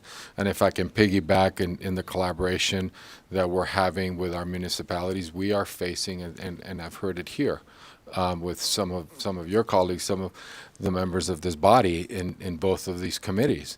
We're dealing with adult issues with children that are coming on campus from the community. So that is got to be an entire community wraparound for our children. So I think the more that we can collaborate, I mean, I'd hate to say legislate more task force, but I think that's something that I'm working on locally to find ways that we can help our young people come to school and feel safe. Just a final comment. I'll make it brief. So, Chief Black, I apologize to you that I'm the first person who ever asked you how we could help you. So that has to change. And finally, when you have a chance to actually think about other things, because I know that I'm surprised that was a shocking question to you, I would love to hear from you. I'd love to hear some more thoughts when you have a chance. There's always that moment, I should have said that, when you get out of a situation of stress, and you'll come up with it on the plane ride home or however you're getting home. So I would love to hear more suggestions about how we can help. We know mental health crisis is, and I think everybody here feels that the state does not do enough for our youth, especially mental health for our youth. And I think that's a common thing. We may all be different here, but I think we all would agree on that. So, but happy to hear more when you do have a chance to think more ideas inside of how we can help. And thank you for being here today. And Madam Chair, thanks for the question. Thank you. I'll go to Senator Nguyen and then Senator Schreibel. Thank you. I was listening to some of the earlier conversations about having different policies for our school police officers as they deal with children. And I'm wondering, and I think I know the answer because it doesn't sound like we've ever developed or you've ever developed any policies. I'm curious, we look at some of our other law enforcement members and partners that are here in this room here today. And I know that within their own agencies, like I'm looking at Metro over there, I know that Metro within their own agency have come up with their own use of force policies. They've come up with their own evidence-based processes for dealing with the community that they are policing. Obviously, the community that we are policing within our schools, within our children, when we're talking about 10, 12, 11-year-olds, even 14-year-olds, we're talking about a very different group of people. And so I'm wondering what kind of process has been put in place to do that. I mean, most of the other law enforcement agencies don't wait for us to legislate that change. And in fact, a lot of times we look at what has been done by some of the larger agencies, and then we mandate them for statewide use. Like when I think of use of force policies, a lot of that came from some of our larger jurisdictions and what they were doing there and what they were doing successfully. And then we wanted to replicate that across the state. So I'm a little disappointed that we haven't had that kind of conversation, or maybe you can tell me you have had those conversations, because I can't imagine that school policing there isn't evidence-based practices out there that we should be incorporating in all of our policies, whether it's use of force, discipline, all of that kind of stuff. So I'm wondering if you've started that process, if that is something that you are waiting for all of us to make you do, or kind of where that is in the... Okay, Mike Blackeye, Chief of Clark County School District Police Department. 420 does describe the alternatives to arrest. It's the SJP. We're the only agency that does that. So that is specifically for handling juvenile incidents. 420 also does address, and Sergeant Mayer can step in and discuss that a little bit more if he has some additional information regarding the uniqueness of that general order. Also, I talked at the beginning about the 4 weeks or 5 weeks of instruction after a police academy, because in a police academy they're not receiving information directly with dealing with juveniles. That's our time to actually instruct our officers on the environment they're going to be working in. And that 14 weeks following that is specific on-the-job training in our schools with our officers, with students, with staff, with parents, and with community involved in our schools. Oh, can I ask what that training is based on? Is there a standard across the country with respect to schools and children? The field training? This additional 5 weeks of training that you said that takes place after the police academy that's unique to school police officers. Right. What is that training based on? The training is based on our function of our department. The officers receive instruction on writing reports, on the makeup of a school, the working with staff. So, sorry to interrupt you, but Sure. I just want to get to the point. Is there any kind of, are we looking at, I understand that writing reports is important, and I understand that documenting things is important, but what kind of training are you getting dealing with a large percentage of the population. I think at one point I read that, 12.35% of CCSD students are on an IEP and have some sort of disability. Like, what kind of additional training do you deal with, encounters, disciplinary, like encounters your officers deal with dealing with children with disabilities that are children in a school setting and you're trying to discipline? Is it the same kind of training that a Metro officer would get, out on the streets with adults, or dealing with people on the strip that are behaving, improperly? So what kind of specialized training do you get, and what kind of evidence-based training and learning and policy making goes into that policy that is specific to the unique nature of working with children? Thank you. Mike Blackeye for the record. Lance Pacone in Las Vegas is our CIT coordinator. Is he there?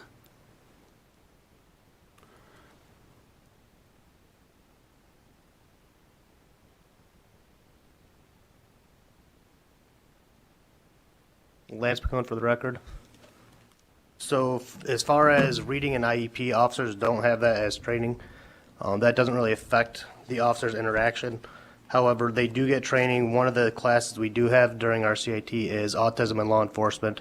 Kids that do have disabilities, it gives them a way to identify and help them respond in situations where they're not dealing with a kid which may be intellectually deficient or be less likely to understand what's going on in the situation. Thank you. So I understand that our children aren't wearing like their disability on on their, person. So you might not know that. I'm just curious on what kind of training goes in identifying some of the developmental and biological deficiencies that our children have just naturally as a part of growing up. I would just like to see, I can't imagine that is a new form of training for law enforcement officers, that there are specialized things that would go into working with children in protecting them.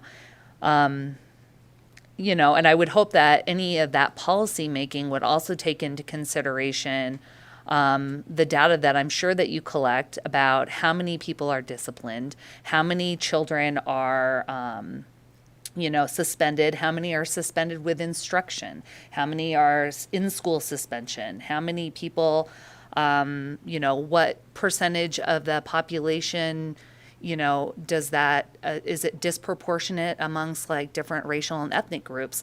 And I'm sure you keep that information. You're nodding your head, Superintendent Jara. So if you could confirm that you have that data, I would hope that that evidence-based data would go into any policymaking that you would consider in the future. Thank you, Senator Scheibel. Thank you, Chair. So I want to back up a little bit and get kind of a better understanding of how we got here and why we brought you in to talk about CCSD Police Department's policies more generally.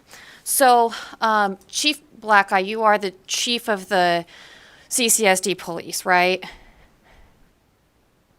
Chief Blackeye, yes. Okay. And how long have you been chief of police?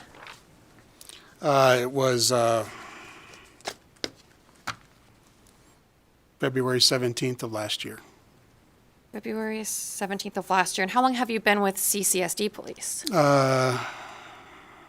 2003. So you've been doing this for 20 years. Mm-hmm. Yes. You must believe in the work that you do. Yes. And you serve a purpose on campuses, right? Yes. What is that purpose? Just like our mission states, to provide a safe and secure learning environment conducive to education.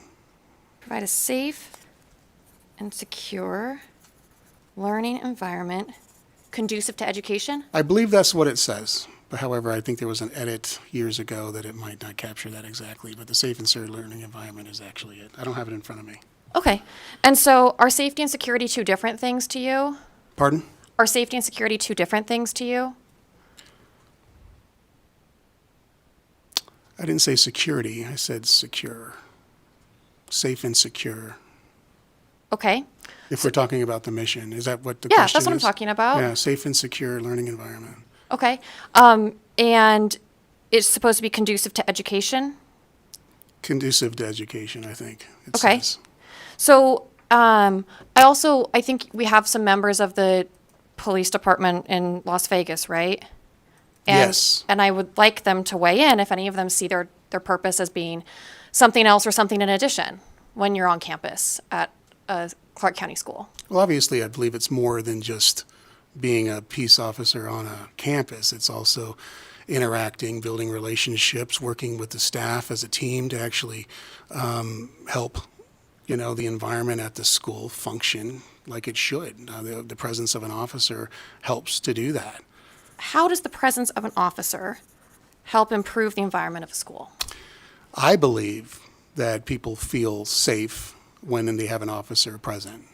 And why should they feel safer when an officer is present? Well, if you take the incident that just occurred today in Denver, where two staff members were conducting an administrative search of a student suspected of a firearm, and that student took that firearm and shot both of those students, or both of those staff members of the school.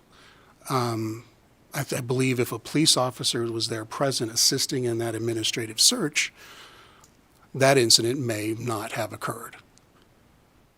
So I believe things like that make folks feel safe if the police officer's there. And just like Senator Hansen stated earlier, it's very difficult, almost impossible to gauge that the presence of a police officer prevented anything just by the mere presence, because how do you actually gauge that? So is confiscating firearms something that Clark County police officers do? This year, we've confiscated 27 firearms on campus property.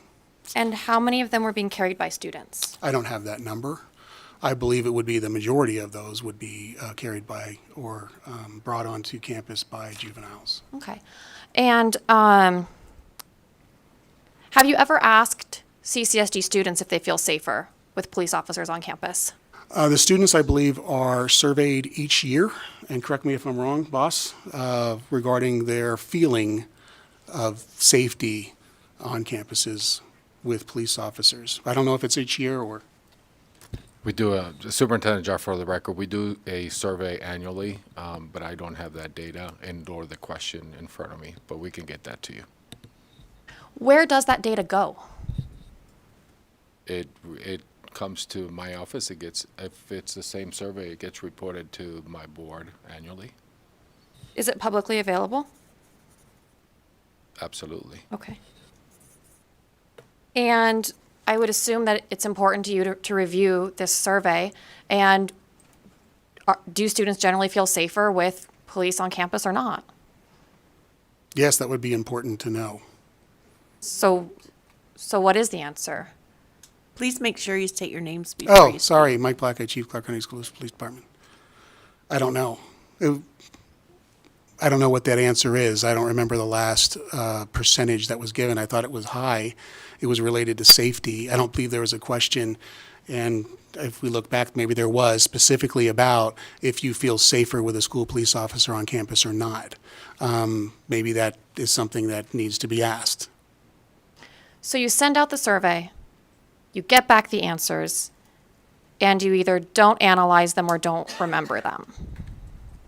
Superintendent Jar, for the record, to say that we don't analyze that, I don't think that's a representing of the work we do as an organization. We do review it, and we give it to my executives to review within their central teams to look and see always how to make improvements. Absolutely, we do that. So, Okay. It's a great question. And based on those surveys of students, how has CCSD police changed and improved their policies? Like I said, I don't believe, sorry, Mike Blackeye, Chief Clark County Schools Police Department, I don't believe there was a question directly related to feeling safe because of a police officer. My question's not related to directly feeling safer because of a police officer, but after you survey the students and you get the feedback, how has that feedback helped improve the Clark County School District Police Department?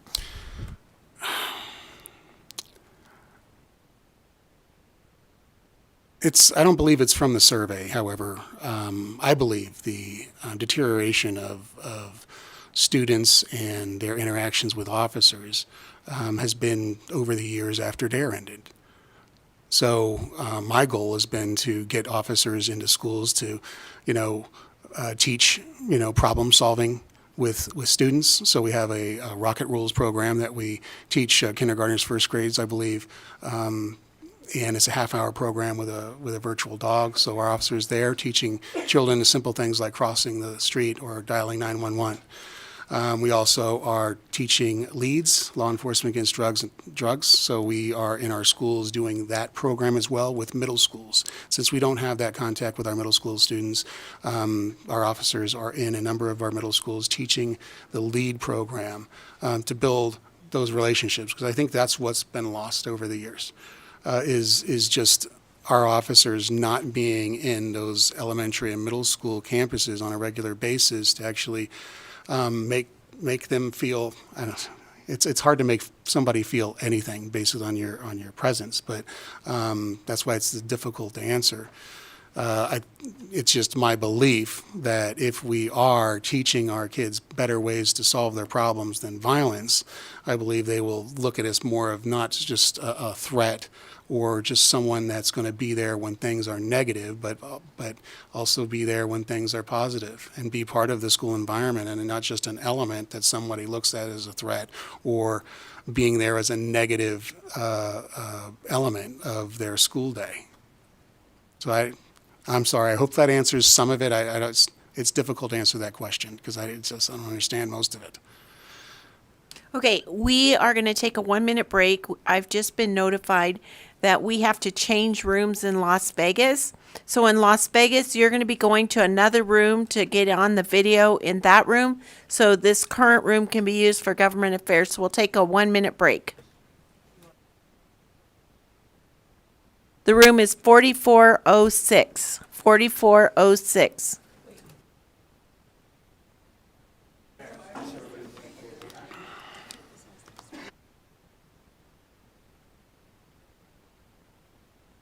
We're staying right here.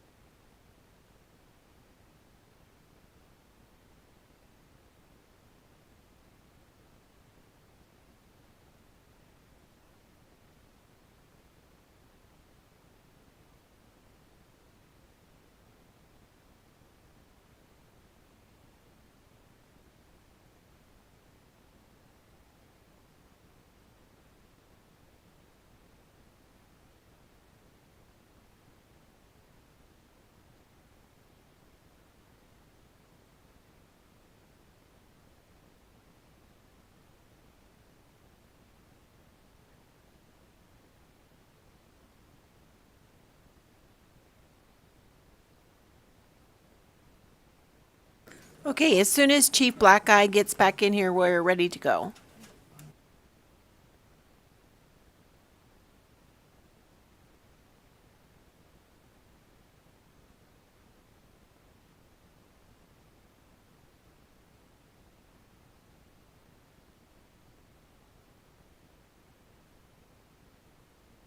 Okay, I'll call the meeting back to order.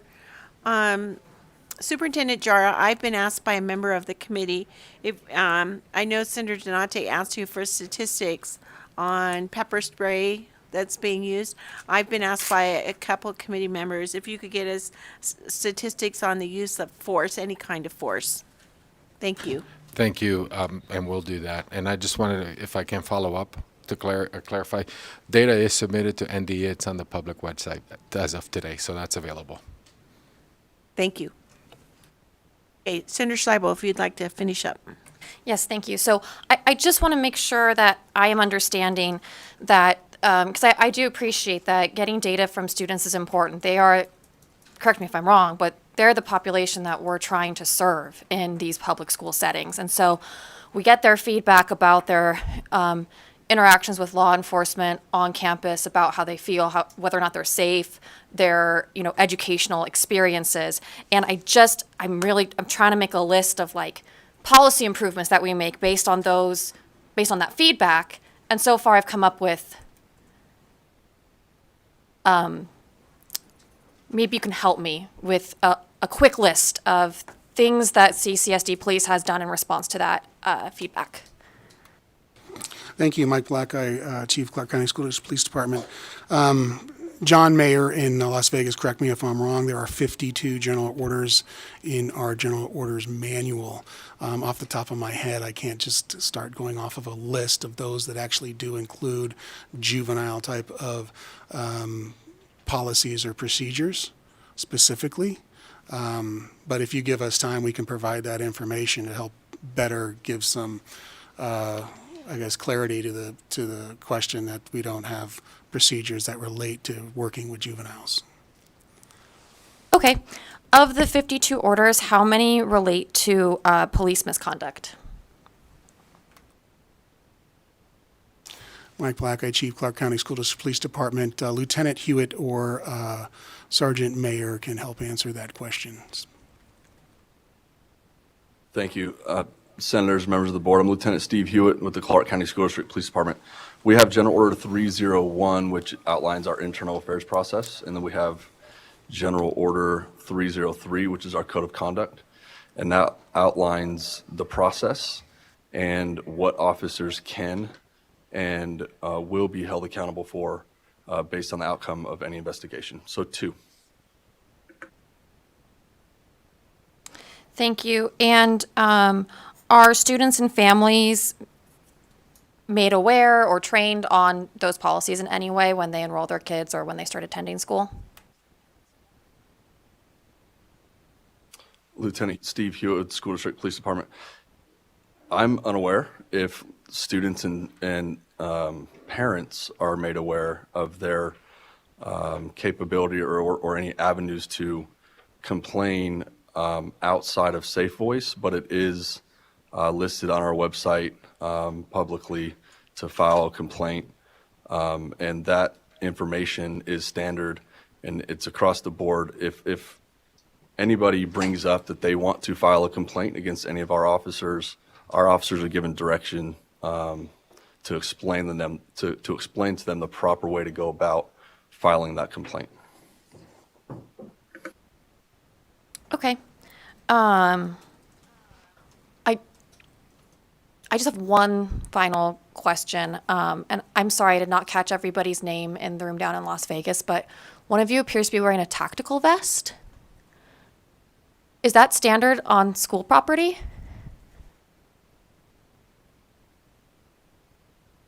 Good afternoon, Senator Scheibel, Madam Chairman, Captain Dan Burgess with the School District Police Department. It is a vest carrier. It's just a standard part of our uniform. It's something that has been adopted. Many officers across the country are now wearing those as opposed to wearing the vest inside. It's more of a comfort thing.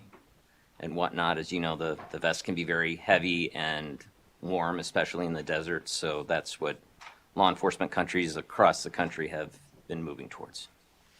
All right, thank you. Okay, before I go to Senator Flores, I want to let everyone know that Senator Flores and Senator Krasner are going to need to leave. They have to get to committee at 3:30. So Senator Flores has a question. And thank you, Madam Chair. And again, I appreciate the indulgence. I didn't have an opportunity to keep our dialogue going when it initiated, but I want to make a comment first. I really do appreciate the fact that you all came up here. I know you're busy, you have 1,000 things happening, and nobody wants to be questioned about anything. And I also appreciate that you all put data at the start of this conversation, right? So that we can understand that your jobs aren't easy. You know, if you had to use pepper spray 30 times in 2019 and 2020, 52 times 2021, 2022, if you had to bring out a taser and use it against a child, obviously, you know, it's frightening, right? It's scary that you have to present this data and you're presenting to us that it's difficult. And I think it's also fair that we say, and we want to make sure that that was the right move. And we want to make sure there's accountability. And we want to make sure there's transparency, because having a difficult job does not allow us to walk away from the responsibility of accountability and transparency and conversation.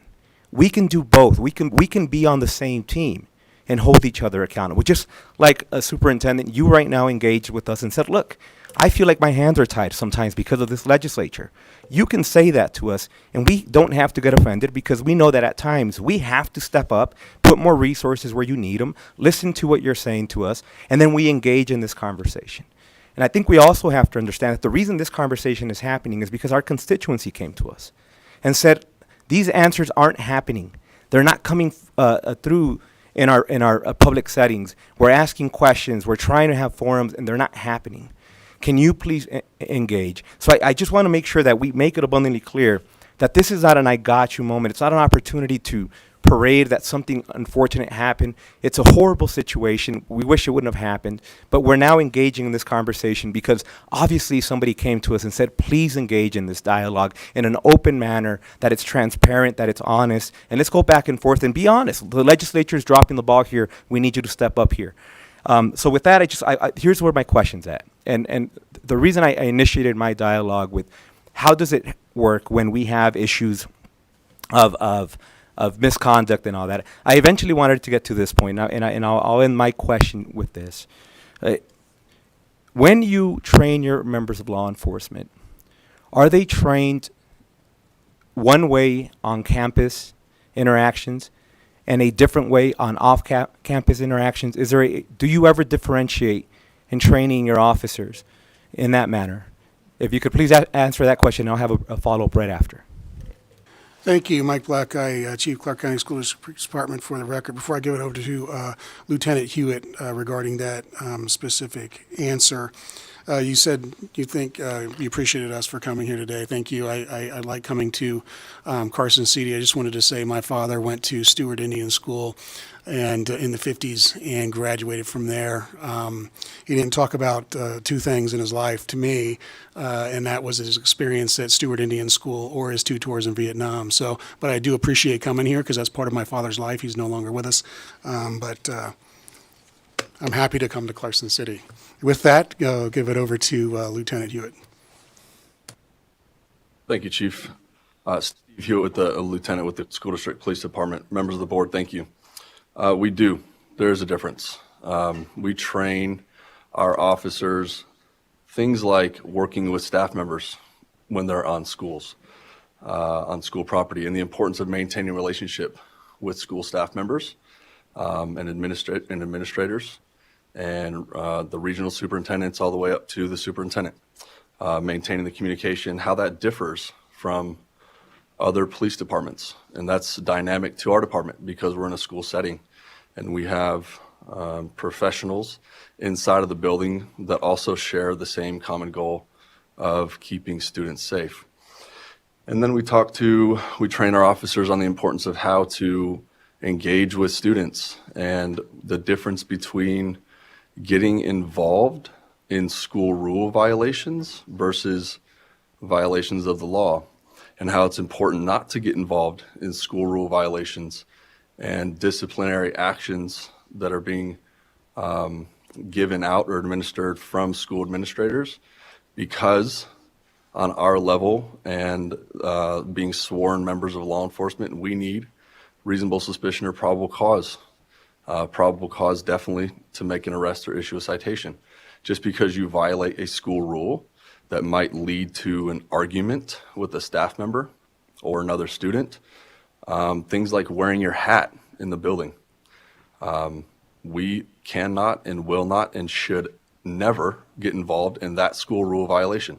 It seems it may be silly, hopefully not to any of you, that I'm bringing up wearing a hat as a situation that we might get involved in, but we are requested sometimes to get involved in situations like that because now there's a student that's arguing with staff because he or she doesn't want to take off their hat. So we train our new officers to maintain that discipline and make sure that we do not get involved in situations like that. And there's hundreds of others examples, but the reason being we have not developed at that point any legal standing or legal reason to be involved in that situation, which if it led to a use of force situation or any other outcome, on the onset, we never had a lawful right to be there in the first place. So that is very important training that we give our officers as it relates to school settings that differs from what we do outside of schools. Outside of schools, we're looking for threats. We're looking for the people that are without a doubt planning on attacking our schools right now. We are looking for those people. We are seeking those people out daily. And if we see something suspicious around our schools, there is a much different approach to those members of the public than our approach to students on a school campus. Things like traffic stops outside of schools, because that directly affects school safety. That's much different training than training we give for students on campuses. Person stops, Terry stops, like the chief mentioned earlier. So yes, there is difference in training, and it does come out to our lateral police officers who might be familiar with a different way of policing as they now enter a school district police department, and especially for our officers that are coming from the police academy that have learned one way, that have learned the basics, that now need to tailor what they've learned to the school environment. Thank you. And thank you for that, and I appreciate that, because obviously that makes sense. I understand that just because a student is violating, say, dress code, and then they leave and they're on the sidewalk, that doesn't mean that somehow we should now go and apprehend them and initiate a custodial interrogation. But the reason I asked this question is, and I'll end it with this, Madam Chair, is there an on-campus rule that differs from an off-campus rule involving recording law enforcement in the training? Are students ever prohibited from doing that? Mike Black, Chief of Clark County Schools Police Department. Hewitt, talk about the First Amendment if you want to. Yeah, sorry, Chief. Steve Hewitt, Lieutenant with School District Police Department. We do express the importance of allowing anybody, not just students, anybody, to record openly any police interaction from a safe distance. The officers on scene are reminded and trained that if their investigation is being hindered or obstructed at all by the person that's recording, which is putting the officer at risk or any other students at risk, or the student that is recording or the person that is recording at risk, being too close to a police interaction where use of force may be an outcome, that is obstructing our investigation. So we do talk to them about the difference between the absolute right that everybody has to record police interactions versus being too close to our investigations. As it relates to on school or outside of school, that goes back to my last answer. We will not stop a student from recording on their cell phone inside of a school, because if the school doesn't want them to do that, then the school needs to tell them not to do that. We will not get involved in that unless it is obstructing our investigation, and our officers are encouraged to stop anybody from obstructing their investigation to make sure that everybody's safe on that scene. And thank you, Madam Chair, for the indulgence, and thank you again for the dialogue, and I appreciate all you taking your time to be here with us today. Senator Lang. Yes, go ahead. Thank you, Madam Chair. Senator Flores, I just want to... Please identify. Superintendent Jar, for the record, I just want to thank you for the comments. I want to make sure that you, from me as a superintendent, I did meet with groups because I'd been meeting with groups around our work, around our school justice partnership and the work we're doing. I said it here. I say it often. We have a lot of work to do. We have a lot of needs. So any time that I have an opportunity to express the work that we have to do on behalf of children, count me in, call me in anytime, as partners. And so I love that as a solutions-driven partner, because this work, I've said it from day one, it's 305,000 children, there's 40,000 employees, there's more of them than us. I need an entire community, an entire state, hopefully, that will continue to be my partner to improve the lives of our children. So thank you for that comment. Call me anytime and we'll be here. Okay, we're going to have 3 more questions and then we're going to move to public comment. So if we'll go in this order, Senator Stone, Senator Hammond, and we'll finish up with Senator Neal. Thank you, Madam Chair, and thank you, Chief, for being here. I don't know whether to congratulate you or give you condolences for being the new Chief of Police. Thank you also, Dr. Jar, for being here. So when I look at your use of force statistics, if you look at the worst year 21-22, 90 incidents. And I would say that the utilization of capsation or sprays or tasers, open hand, while many of us sitting on this dais may want to consider those not de-escalation factors, they really are, because the last thing we want you to do is use lethal force on one of our kids, and so you try to contain the situation as quickly as you can. And one of my colleagues had mentioned that it seemed like we need more social service representatives on campuses and maybe police officers, if I'm interpreting that right. I'm not one that believes in that philosophy. And I'll give you an example. I was in junior high school and high school in Anaheim, California, and I was the only Jewish kid in the entire school. And so it was not uncommon for me to be targeted because I was Jewish by anti-Semites and beaten up. And so in many cases I defended myself. Sometimes I wasn't successful when I had 2 or 3 grouping up on me.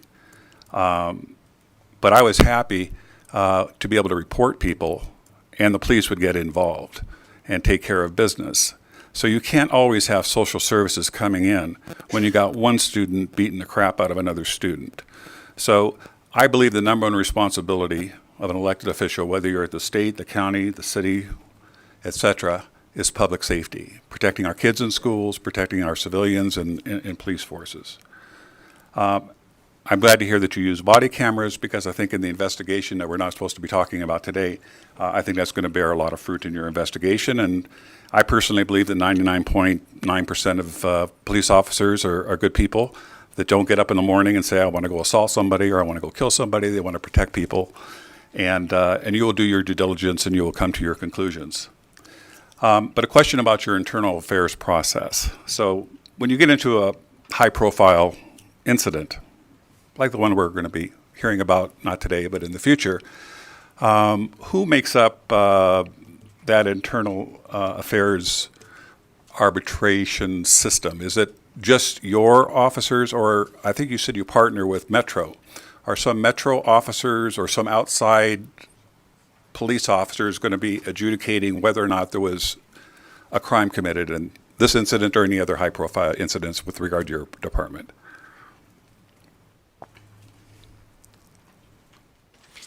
This is the first, I guess, if you coin it, a high-profile incident. The arbitration process involves the representatives from Clark County School District. Sorry, Mike Blackeye, Chief Clark County School District, for the record.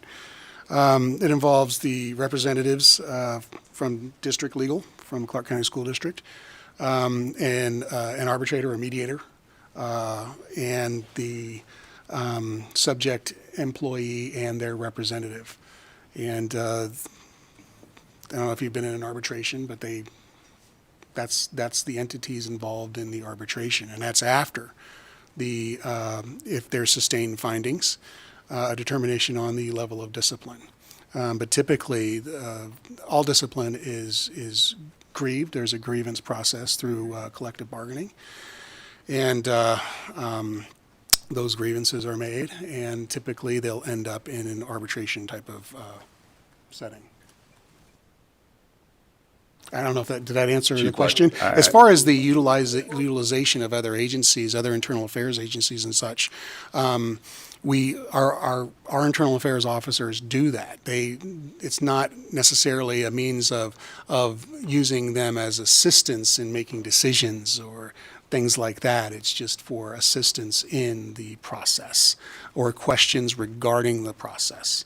That's typically what that is. So, but our internal affairs investigators make their determinations on their own, and they gather the expertise of others for like situations to properly handle the situation they're dealing with. Okay. Hopefully that answers the question. So, can you also tell us when there's a radio call that says that a student has a weapon, a gun? Can you talk about the tension, the urgency that your police officers have to make split-second decisions in trying to apprehend somebody that does in fact have a weapon like that? Mike Blackeye, Chief Clark County School District Police Department, for the record. I will have actually Lieutenant Hewitt answer that. He's more closely related to that type of situation or call currently. And Thanks. he can speak of Thank you, Chief. recent. Mine would be dated. Thank you. Thank you, Chief. Steve Hewitt, Lieutenant with Clark County School District, for the record. Oftentimes we receive phone calls and dispatch lets us know, or we receive information from a concerned citizen that there's a firearm on or near a campus. I will tell you that the officers that work for me and the officers that work for the other lieutenants on this department immediately feel a sense of, everybody understands that feeling where your stomach is just in knots, your heart starts to beat, and you are immediately more worried about the 800 to 3,000 students that are just trying to get an education at that time. You immediately, you swiftly, you aggressively respond to the area where the firearm is reported to be located, and you do everything in your power to make sure that a firearm is not used on the students of the Clark County School District. That's the mindset. That's part of the mindset. The other part of the mindset is your own life and your own safety, which is secondary. So all the thousands of students, the 304,000 that are trying to get an education in a safe and secure learning environment, which is part of our mission, and we take that very serious, and we try to uphold that every single day.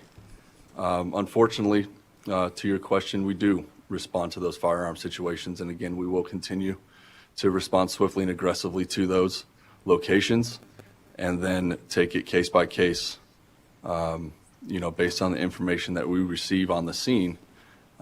Is it serious? Is it urgent? Is it right now? Is it something that they saw 30 minutes ago?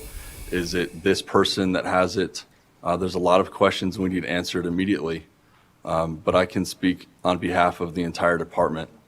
When a firearm is near a school, we take that very seriously because there's precious cargo inside of that building, and a firearm in the location anywhere near or on is just completely unacceptable. Is it fair to say that there has to be split-second decision-making made by your officers in a situation like that? Absolutely. that's something that officers learn day one in the police academy, and that's something that they need to remember for the rest of their career. And is it fair to say that those split-second decisions? Is it fair to say that those split-second decisions aren't always right? We hope that they're always right, but they're not always right. Correct. Thank you. They're not always right. But I appreciate the effort, and I appreciate what you and your colleagues do. Dr. Jara. And excuse me just a second, Senator Stone. That was Lieutenant Hewitt for the record. Thank you, Lieutenant Hewitt. Appreciate your service. Dr. Jara, we never met personally. It's nice to meet you for the first time. You are the superintendent of the 5th largest school district in this country. I would assume that you and your board choose your police chief. Mm-hmm. I would assume that your police chief assembles his police department and runs it according to the policies and procedures which he has outlined here today. You have criticized AB 469 that happened before I was here that basically limits your ability to direct school teachers to urban areas and urban schools that may have more of a history of safety issues. Is that correct?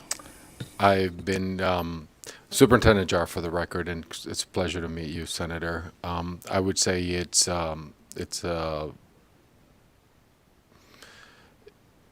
concerning.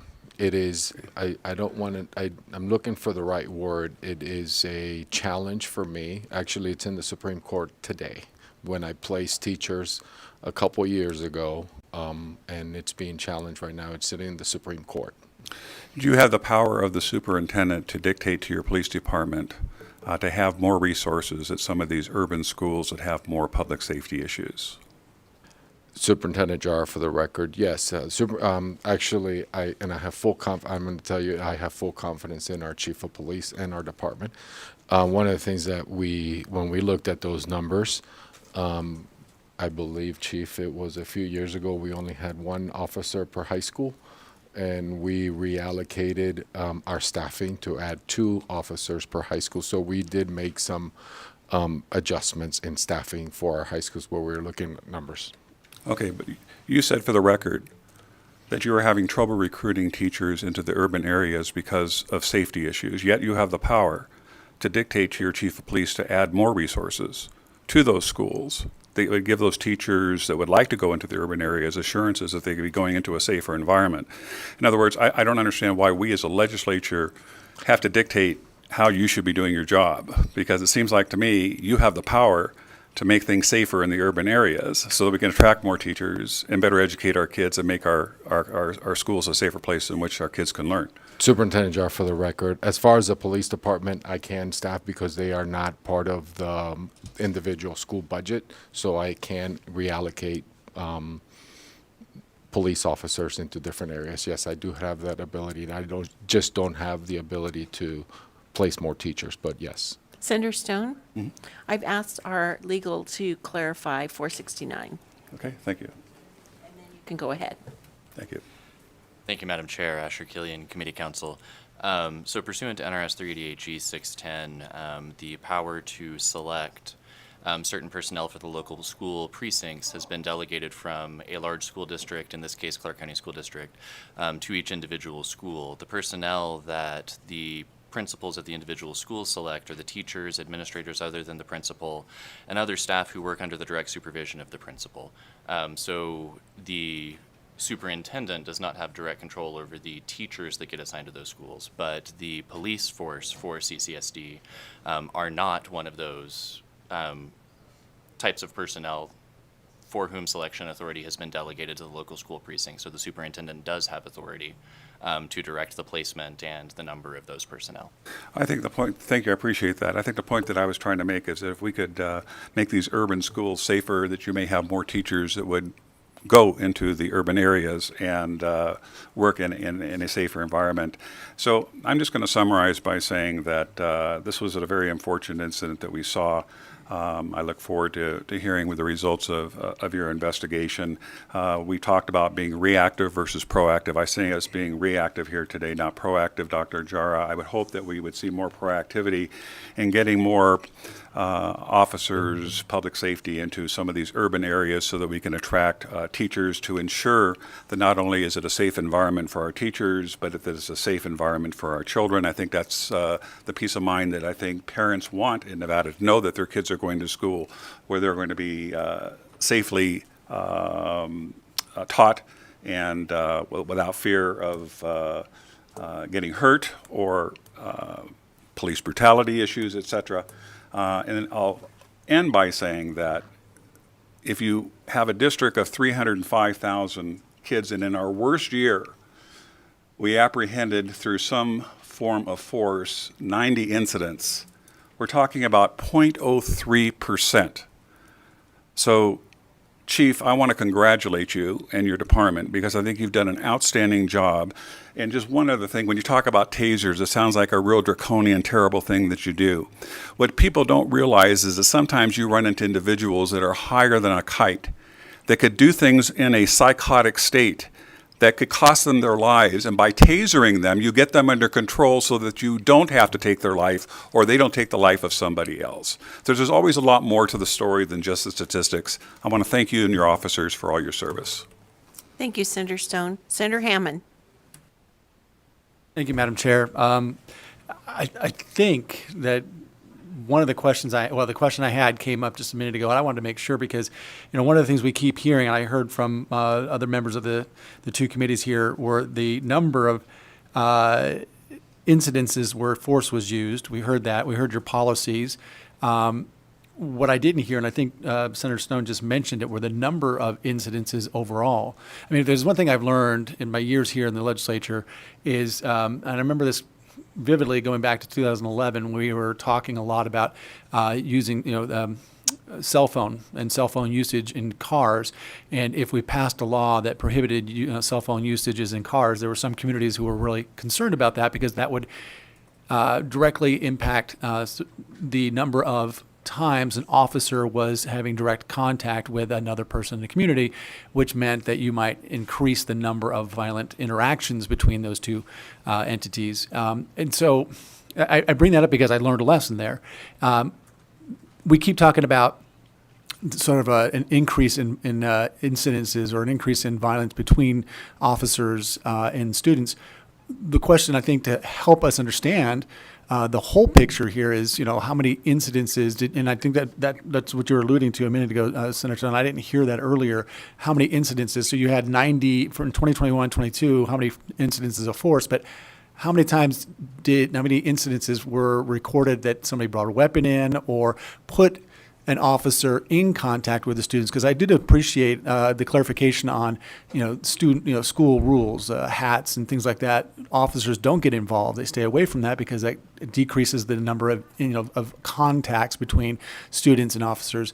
So I guess we were asking for statistics the last 3 years. What about the last 3 years when it comes to how many times a weapon was reported as being on campus or whatever else has a officer put in front of a student? What other contacts would that involve? That would help me understand sort of what we're talking about in the whole picture.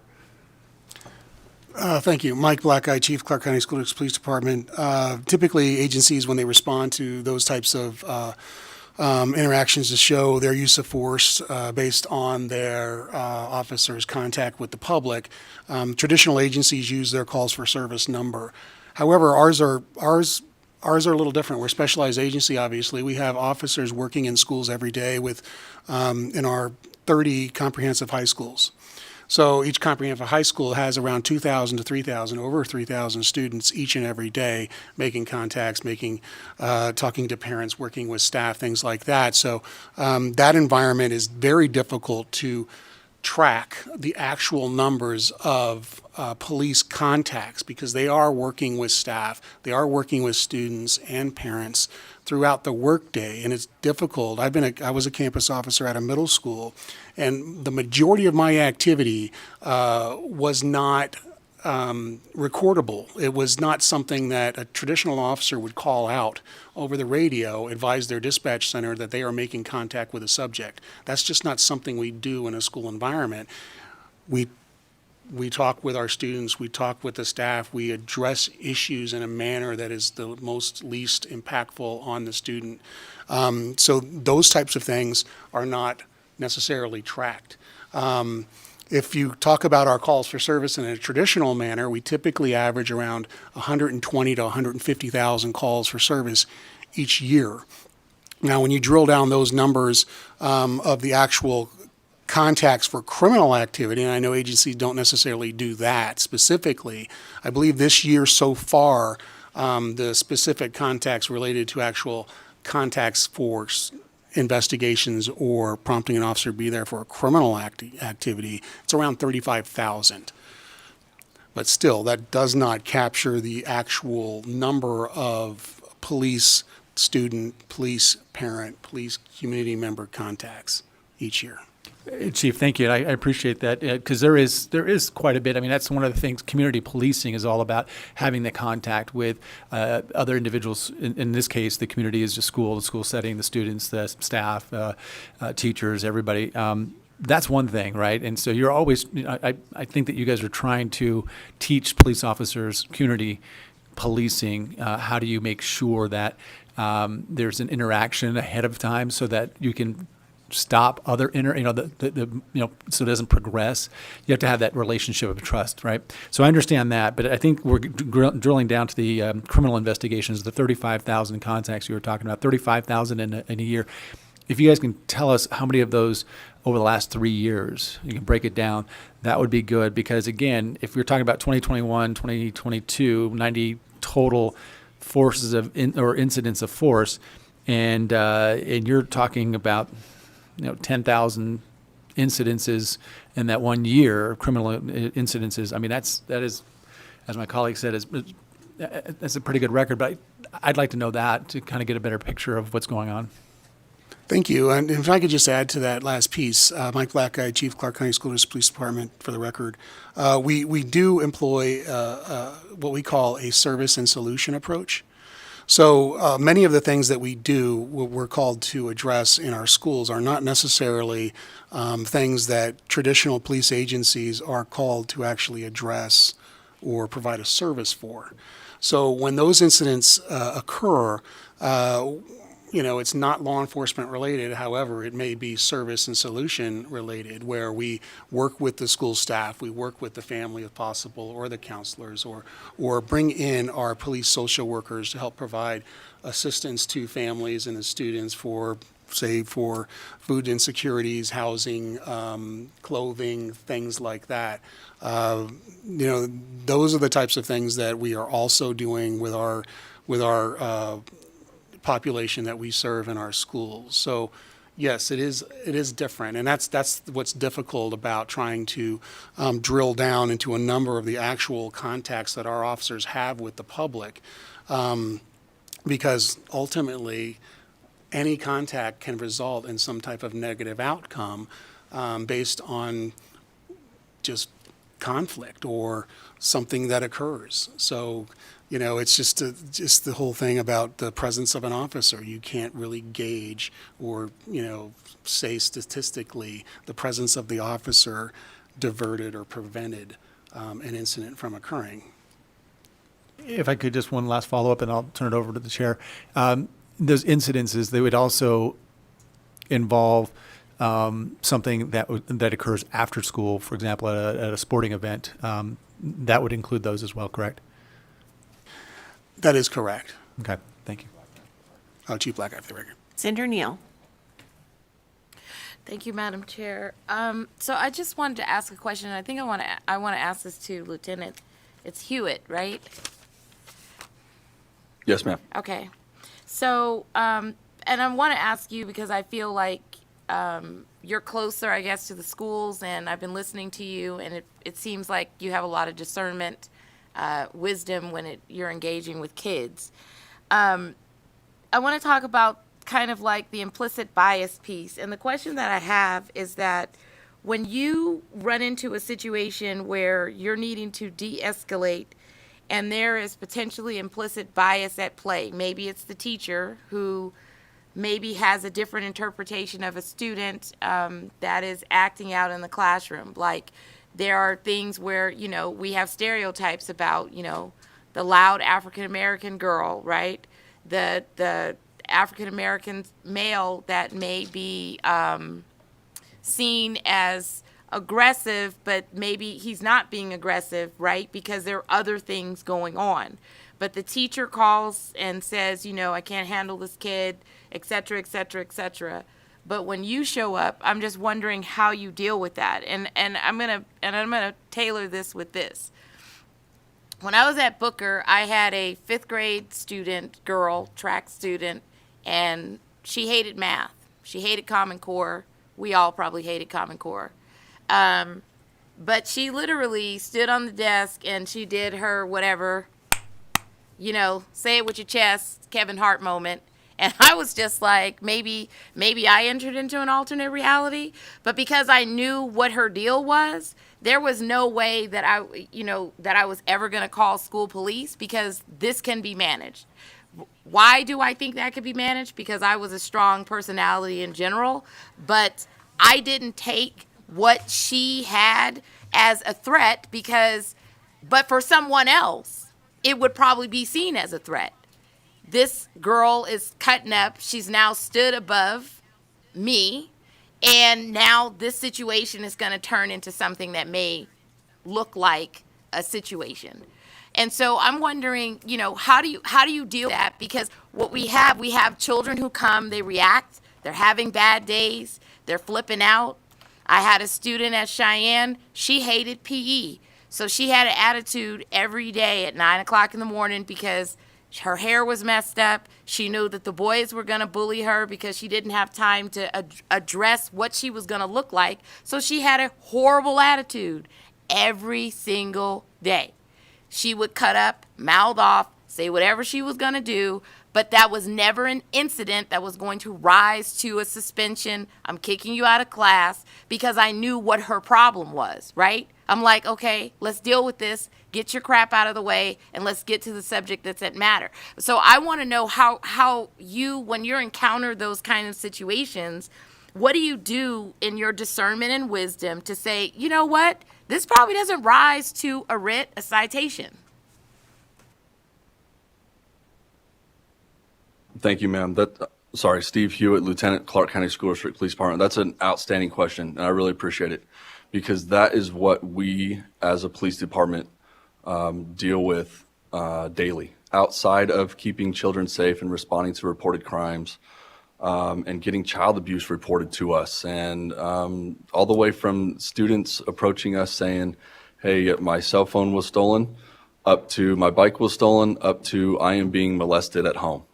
There's a huge realm, right, in between those. So while that stuff is getting reported to us, rightfully so and thankfully, we're also dealing with, I'll use your example, a staff member that's with a student, and the student just doesn't like that staff member, or that staff member doesn't like that student.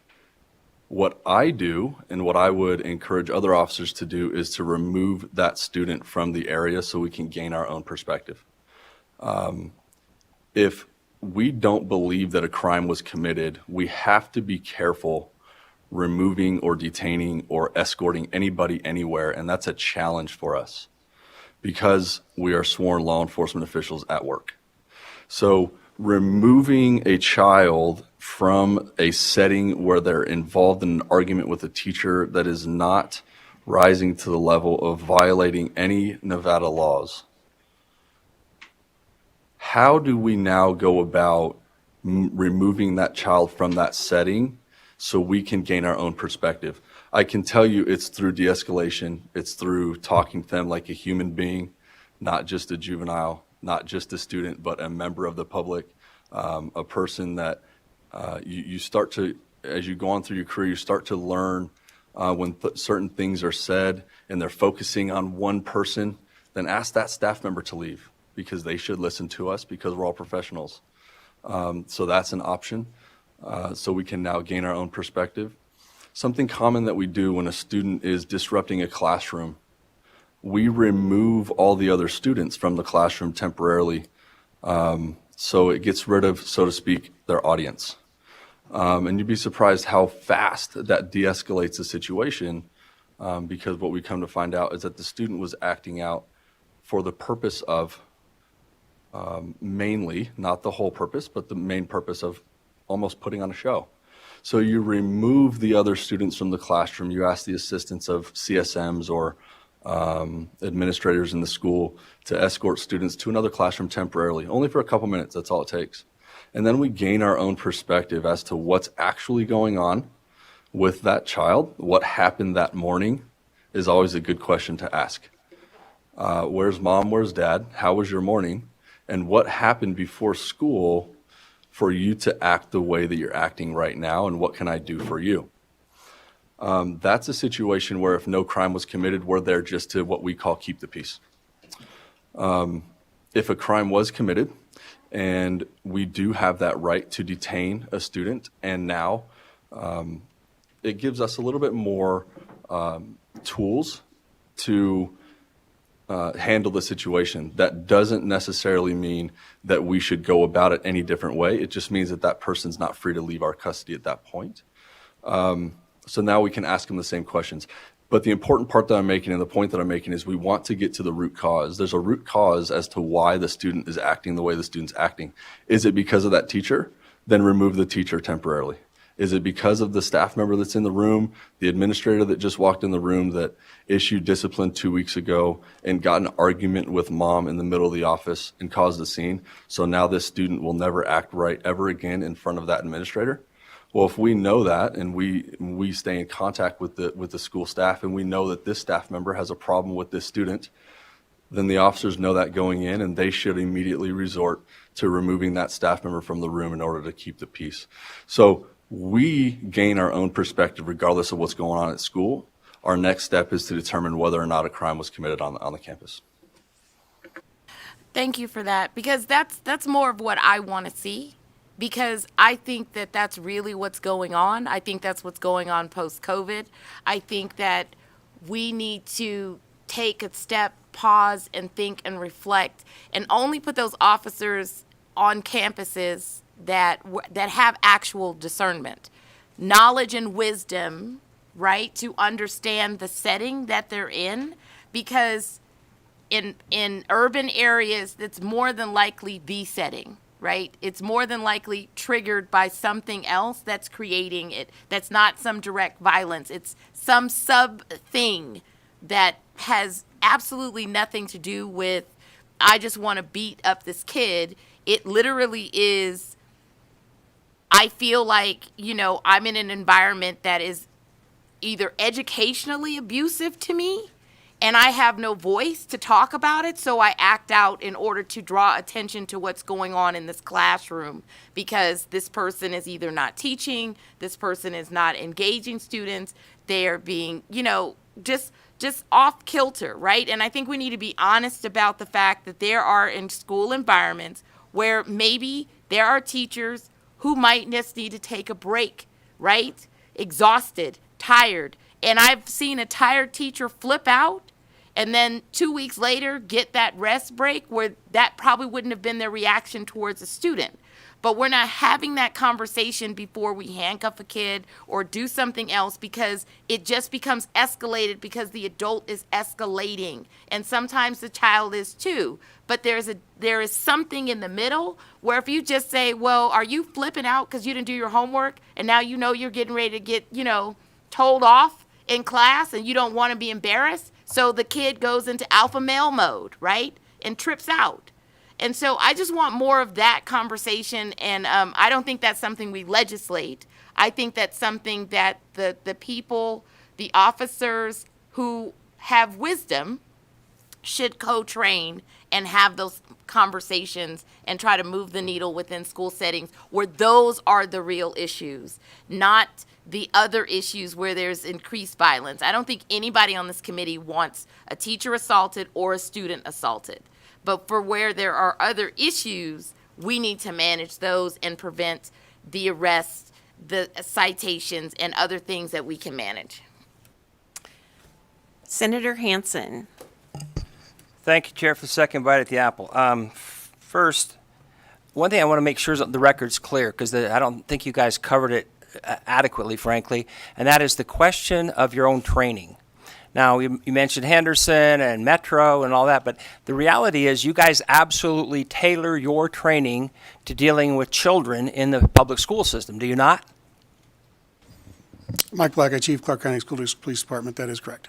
Okay, well, I want to make sure that's clear, because the impression I got listening was like, well, we do a little bit, but we're kind of copying Henderson or whoever. The reality is you guys do train your officers to deal with children. Now, you also have a very unique role in that you mentioned earlier in your testimony that you guys also are dealing with adults coming onto the school property or adults just outside of the school property. You guys have a double role, basically. You're not only acting with children, but you're acting with out-of-control adults in some case. Is that correct? That is correct. Okay, well, the next question is, how often do your officers either get assaulted or called or need to call for backup because your people feel threatened? If you've got 35,000 criminal actions, there must be some times where you guys feel like you're going to get the hell beat out of you.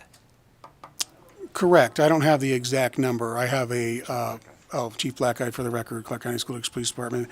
1 year, I don't remember what year this was, but we looked at the numbers, and it was every third officer basically was injured in the course of their duty in some manner or fashion one school year. I can't remember what school year that was. However, it is a high rate of injury sustained from student contact, and that's just student contact. I believe it's our risk management department would have that number, and that's typically what, I didn't grab those numbers before this meeting today. Okay, well, wait a minute. That's now 1 out of 3? What was your total police force? At that time, I believe we were a little under 160. So about 50 officers were assaulted. Is that over a window of time, or how long are we talking? Well, I was taking into consideration the officers in the actual field, which was a lower number. I believe it was around 120. So we did have a high rate of number of officer injuries. Okay, well, the reason I bring that up is there was somewhat of a criticism that one of your officers is wearing a protective vest. But also Officer Hewitt had mentioned that he's found 27 weapons, and apparently you guys have hundreds of maybe prank calls or whatever, where you have to go in and deal with weapons, not just guns, obviously, knives, clubs, whatever. I just assume, Officer Hewitt, are you wearing a protective vest right now underneath your uniform shirt? Yes, sir, I am. Steve Hewitt, Lieutenant with the School District, for the record. Good. Well, now it seems to me it's very unfair of us as legislators to basically act like you guys, by wearing those vests, are acting like intimidators when you're dealing with children in the public school system. I got the distinct impression that the officer in the middle with the blue vest, he was almost challenged on that, when here we are finding out that you guys have 1/3 of your field officers being assaulted, you're dealing with guns all the time, you have adults on the outside of the school system coming onto the playgrounds and potentially beating the hell out of you or shooting you, yet you very reasonably want to protect yourself with some sort of a safety vest. So I want to make sure the record reflects the fact that you guys in your everyday occupation literally feel physically threatened to the point where you are very reasonably wearing a safety vest to prevent yourself from getting killed potentially, while you very bravely go into those schools and protect the children when, and in at least 27 cases, you found weapons. Now, I'm reminded of Parkland, I think it was Parkland, where there was a cop that stood on the outside and didn't do what you said you do all the time when these situations come in, protect those thousands of children in these public schools, who didn't do that, and the whole nation called him a coward. And frankly, I agree with that. But I want to know that you guys are heroes for doing that, yet you're somewhat getting criticized for daring to wear a safety vest because it may intimidate some of the kids. So I think we got to get that on the record, that you guys are very reasonably doing reasonable things to protect your own personal safety. Let's see, I think that pretty much covers it. Yeah, I think one last thing too. You know, we mentioned rest breaks for teachers. If you guys are getting 1 out of 3 are getting assaulted, and you're dealing all the time with situations involving guns, weapons, out of control adults coming onto playgrounds and so forth, it would seem to me that if one of your cops gets a little crazy, like this guy apparently did, we might consider, just like we would a teacher who might do something like that, consider maybe he needed a little bit of a rest break too when we do our investigation and see what stressed this guy out to the point where we want to grab some kid and throw him on the ground. So Anyway, thank you, Madam Chair, for the second bite of the apple. I just want you guys to know, after hearing all this stuff today, the amount of good stuff you do for the community in Clark County is phenomenal. 35,000 criminal actions you've had to deal with, yet you only have 90 at the worst where you guys may have actually had to physically deal with a student. I think that's a phenomenally great record. So thank you for what you do. Madam Chair, thank you for the second bite at the apple. You're welcome. And we'll close out this portion of the hearing with Senator Marilyn Dondero-Loop. Thank you, Madam Chair. Good afternoon, and thank you for being here. Chief Black, just so you know, I was a teacher for 30 years in the Clark County School District, and while the times may have been different, we still had many issues along the way. I think we've heard a lot today about what's wrong. We've heard some things that might be trying to go right. We certainly know we need counselors and mental health people in our schools because my colleague pointed out, there's lots of things that we can do to change for kids that are very simple things that may not take, a lot of change a kid's PE class to the last the last period, if that's what it takes to make those things happen, in other words. But what I really want to hear and what I'd like to work on a little bit is what things, and I'm dodging my colleague in front of me here. What I'd really like to do is I'd like to hear what can we do to make all this better? Because we keep talking about everything that's wrong. We keep talking about 469. 469's here. It may be in the Supreme Court, but it's here. So we need to get past it, and we need to move on, and we need to make some decisions based on that's here. If it goes away, we'll figure it out then. But we need to make some decisions for our kids, for our teachers, and to better the community as a whole. I get that there are kids. I remember taking my own daughter to El Dorado High School the first time there was a shooting there for a basketball game. And I went with her because I was scared for her. And that was a lot of years ago. So I want some real concrete things, and you may not even have them today, I don't know. But I think that's what we need to hear. We need to know what are best practices in other police forces that are in school settings. I think we have a lot of ideas of what our local police force do, but what are other model, if you will, police force in other school settings doing? They don't have to be as big as we are. Maybe they've just got some good ideas. What are other mental health people doing? What are teachers doing that are really good interventions? And what are the kids doing? Because the kids have a say with other kids. And there are a lot of kid programs out there where they interact with each other. I can name 3 or 4 of them off the top of my head right now. So I sort of want to end this hearing with action steps. I want to hear I don't want to hear what isn't going to work. I want to hear something that's going to work. Thank you. Superintendent Jar, for the record. Senator, it's a great question, great way to end, and I'm going to let the chief, but I do want to give him all the credit because when we're in the midst of COVID, as he was taken on as the interim chief, he's looking at the mental health of our children and our community as we were in distance ed. The challenge was, I said, well, our kids are home, they're not in school, what do we need to think about our police department be different? And he immediately went to work and really brought in, and I think we are a leader as having social workers in our police department that work for him. So I know that the question was for him, but it's a great way because I think we need to do more of that.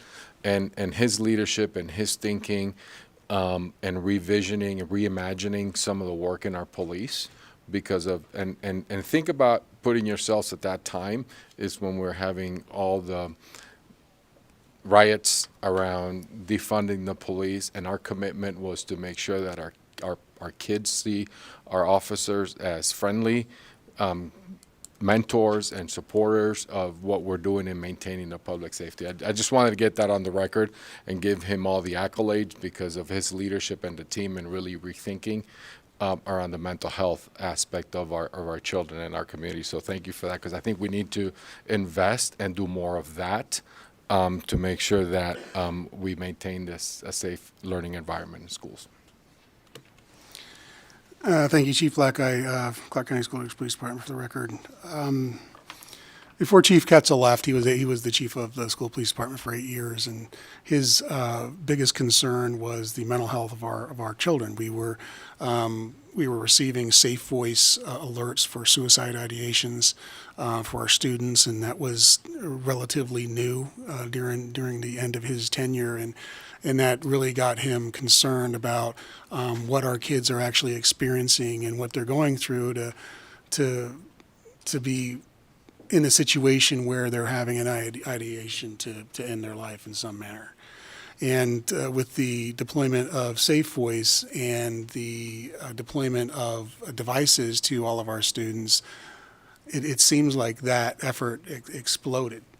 And I can sit here and receive, during the school day, reports of suicide ideations that either our agency or another local agency is responding to a student's house because of a suicide ideation where the officer is now talking with the parent or a relative in the home, and now they're hearing that their child have typed something in the computer or said something regarding the ideation to end their life in some manner.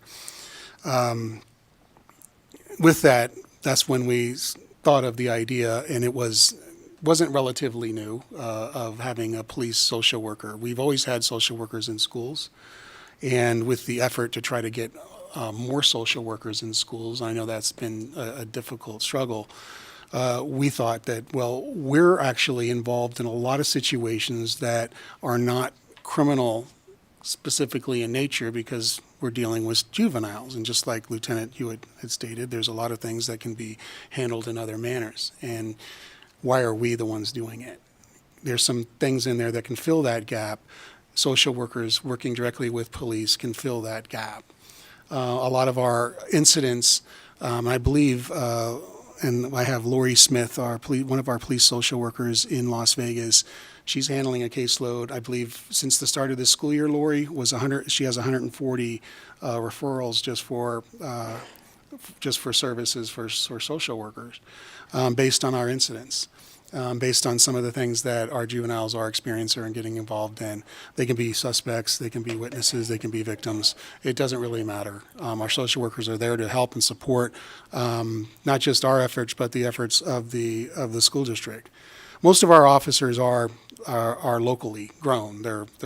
They were in our schools, and when they made a decision to become police officers, they chose the Clark County School District Police Department. There's been a cutoff, though, and you asked for help, and we have a couple programs and things like that of ideas that we would like help in to get kicked off to help our youth, because I think that's the answer, right? One of those is a Explorer type of program, or an assistance type of program, or internship with law enforcement. But the law enforcement always struggles because of that gap when they leave high school and they're not 21, they can't be a cop. So what do we do? And I spoke with the Washoe School District Police Department, Trevino, and his deputy chief about the program that they had in mind. And I thought that's very exciting. It helps fill the vacancies that we have. And we're in a position that we don't have that many. But that's only because I think we're understaffed. We do have most of our weekends and other positions filled through overtime because we devote all of our resources to our kids during the school day. And if we had the ability to fill those vacancies and even more with some of the specialized positions that we'd like to get funded, that would be helpful. So obviously I'm all for increasing the number of law enforcement officers in our schools. I was a middle school officer for, I believe, 5 to 6 years. and loved every minute of it, didn't want to leave. However, after that, we removed all of the middle school officers from middle schools, and from that point on, we've seen increasing numbers of issues from that removal of officers from middle schools. And I think if we get back to that, we can eventually help the situations that we're experiencing in our high schools when they're spending a school day with an officer on campus. And I've heard the arguments about, well, we don't need cops in schools. And I was posed that question not long ago, and I thought about to myself, what did you know, and I thought, well, what did I would have thought of? Well, it was back in the late 80s, and I would have thought it was odd to have a cop in my high school. Of course, it was in Eureka County, and I think we only had 96 kids in the entire school. And I think folks were already related to the deputies. So, but still, then it would have been odd. But that was before Columbine. That was before Sandy Hook. That was before the number of school shootings. And when it comes right down to it, I think the folks in Denver, the folks in Arlington, Texas, just recently, all of those locations, when they have a school shooting, what is the first response from parents is to secure that school. And and what is their first thought is to get a cop there with a gun at the doors to make sure that school is protected. That is exactly what the response is. And that's what Florida responded to. And what do they have? They have a mandate, I believe, that have an armed police officer or somebody with police powers at their schools. I don't know if we need that, but I know that's what the community would cry for if we did have an incident in our jurisdiction at our schools and we weren't staffed with enough officers to have an officer at that site. So it would be obviously increased law enforcement presence on our campuses. Okay, thank you so much for hanging with us for 3 hours. I really appreciate it. So if you want to go ahead and step back, I'm going to open it up for public comment. So I've allocated 2 minutes per speaker for public comment. I'm going to go to Las Vegas first. So if there are people in Las Vegas that want to give public comment, they should come up to the table. And if we can swap seats there. We have a timer up here for 2 minutes, and so we will keep track of the 2 minutes. If someone has previously testified on what you're going to say, it's okay to say ditto, and then submit your comments in written form. You have to do that within 24 hours of the hearing. If you go beyond 2 minutes, I'm going to ask BPS to stop the microphone, or I will interrupt you. The link to the committee manager to send comments is on the Senate Education Nellis page, and you can get it there. So I'm going to start with Las Vegas, and so we'll start from left to right. You're what? Hello, my name is Yesenia Moya, Yesenia Moya. Thank you so much. Words are important. They are like a tell. The words people use will give you context to their thoughts, feelings, political leanings, ideologies, and much more. So I ask today, who are you at war with? What are you who are you protecting? What are you protecting it from? The fact that no officer talked about our youth as students should give it to you. They didn't adapt Henderson PD policies. They accepted them. Policies that weren't created to help students nor protect them, but to incarcerate, persecute, and lock up our adults in the community. Why are we policing 6, 7, 11-year-olds? Is that who you're at war with? Our community demands the following: transparency in the investigation processes, as well as the results of said investigation into officer misconduct. Community team to handle formal complaints with independent investigations. The termination of Officer Jason Elfberg. Reminder to all officers that you are an adult, and those suspects and subjects that you talked about are our children and deserve respect as such. I would like to thank the committee for bringing this conversation. And I urge you to bring in more community support, like those organizations that continue to push for the well-being of our students. We push for solutions and are deeply engaged. Policing is disruptive. As a youth who grew up undocumented, I was tormented by the mere presence of officers. Officers in our community equals trauma. Deep-seated and irrevocable harm through family separation, mass incarceration, and racial profiling. We need more wraparound services, mental health help, counselors, cultural competency, and identity work. Policing is a complete waste of our resources. And Thank we you. deserve Your better. time is up. Thank you.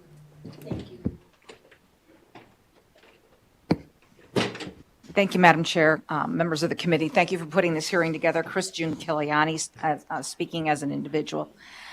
Today's hearing, while recognizing there's an ongoing investigation, was to talk about the policies that allowed the framework to occur for a 14-year-old young man to be thrown to the ground and have a knee put in his back. That was not an example of an excuse. If I, as a classroom teacher, had thrown a kid down on the ground and had put my knee on their back, I would have been terminated immediately. And that's allowed by their collective bargaining agreement to do a suspension and or termination. That said, let's look at the issues. You've touched on it. Lack of school psychologists, lack of counselors, social workers, family and mental health programs, behavioral specialists. I'm going to suggest a couple of changes. Go back to what we used to refer to as school safety officers. We need to depoliticize and demilitarize the schools. These kids are students, not subjects. And so it creates this climate on the campuses. All training needs to be school and student based, not based on Metropolitan or Henderson.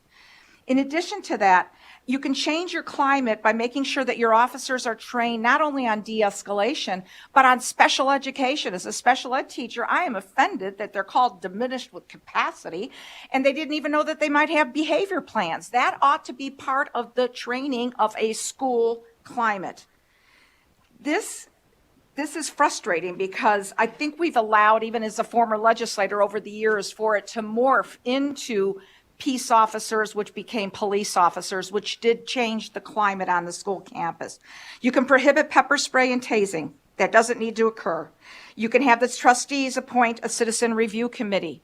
You could require that any investigations of termination be done by an outside organization, whether it be Metro or even the State Department. Time. There are. Sorry. Thank you very much. I will. Thank you. That's okay. That's all right. I will put my. I have answers to Senator Scheibel on the student survey that was done about the campus. 60% of the Black students surveyed felt unsafe seeing police at school, and there's others that have been compiled. And I'll be happy to include that in my remarks when I write them up. Thank you very much for your time. Yesenia Gonzalez for the record. From 2019 to 2020 to 2022 to 2023, an increase of between the 2 years of 3,563 in student suspension. We are seeing a significant rising rate. We had prior assembly bill meetings asking for more expulsion and suspensions, yet the root of the problem is still not identified. Restorative practices are not working, and the data is a reflection of that. In 2021, at my son's old middle school, I saw a mother and daughter that were both apprehended for assaulting the principal. What example did that parent set? Respect starts at home. Some students are walking around with a chip on their shoulder, knowing that nothing will really be done when they act out. That needs to be corrected. Desperate times ask for desperate measures, and unfortunately, officers are having to use force depending on what they are responding to in CCSD. And yes, some unfortunately have used excessive force, requiring 5 to be let go. In 2021, my son was battered. The case was sent to the harbor for the battery he sustained by another student. At the discretion of the DA's office, it was sent over to the harbor. We have a problem at the DA's office regarding crimes and committed in CCSD as they are overlooked. His case, 3 times CCSD PD had to submit evidence for restorative justice practice to be taken. To answer the question in regards to training, the Nevada Governor's Council on Developmental Disabilities does offer law enforcement training. It's just a matter of CCSD reaching out to have this training offered to law enforcement here in CCSD. And I will tell you that I did see a law enforcement officer use excessive force on a disabled student at Cheyenne High School. So it is there. It's a matter of whoever is in charge in CCSD to reach out to NGCDD to get this training. Thank you. Thank you.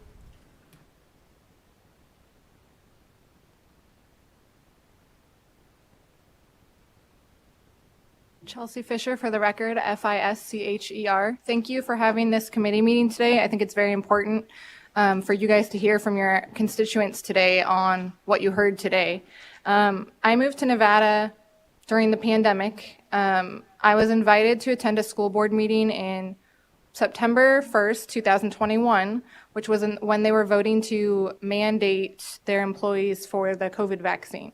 In that meeting, a lot happened. I can't share all of it within 2 minutes, but I was violently attacked by their school police for stopping a doctor who was committing malpractice and perjury to the board, which could have swayed the vote. And I am happy to get all of those facts over to you all, which include videos, complaints, which include multiple AG complaints, even an FBI civil rights complaint in which they used excessive force on me.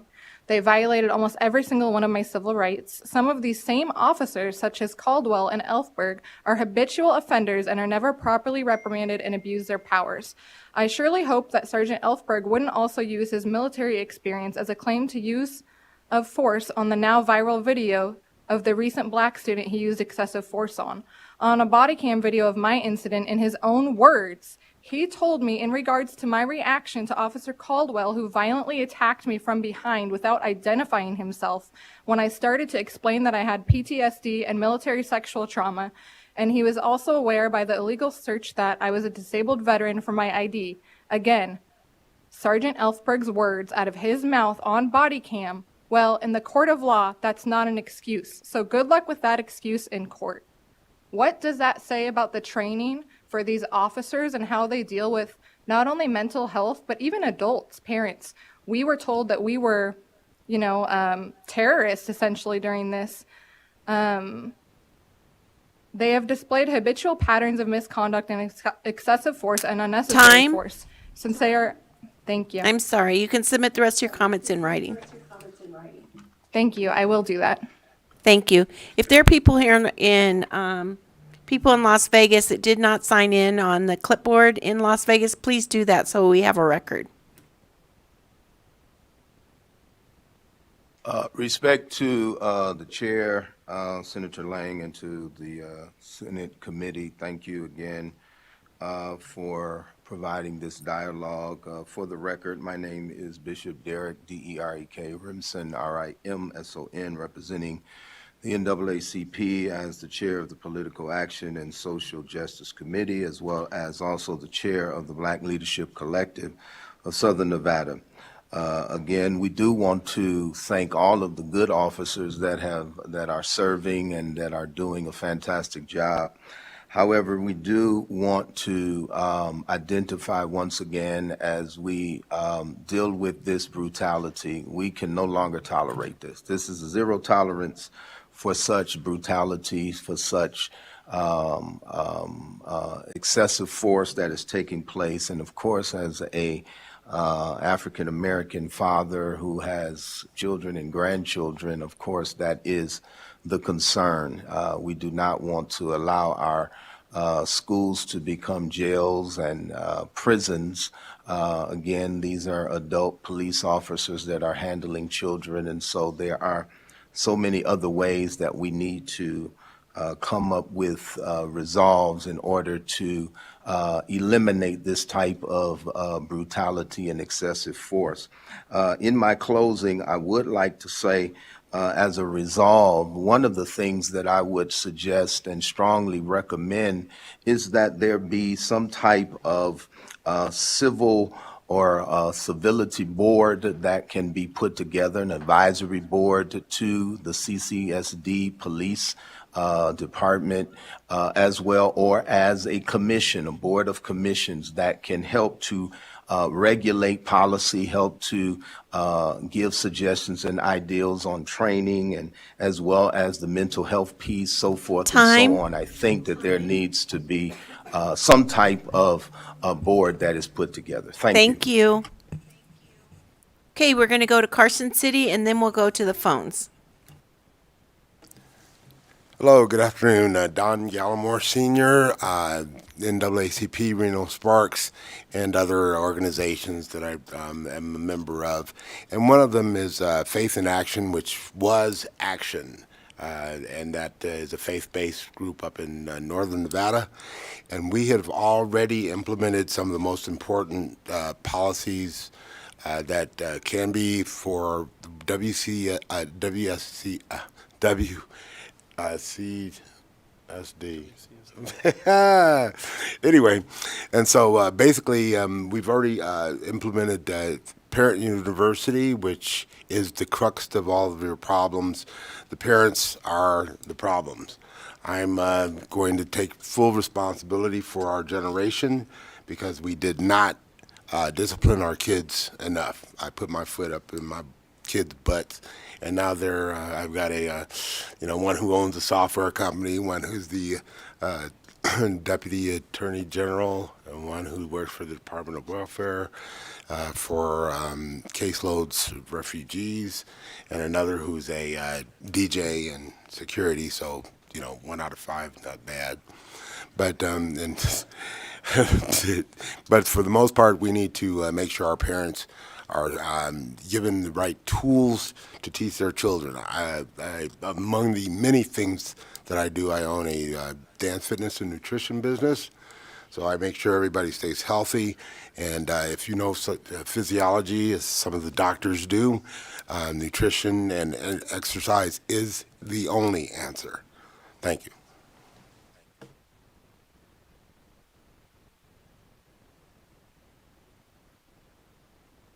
My name is John Ippolito. I'm with Protect Nevada Children. You can find 1,500 of us on Facebook at Protect Nevada Children.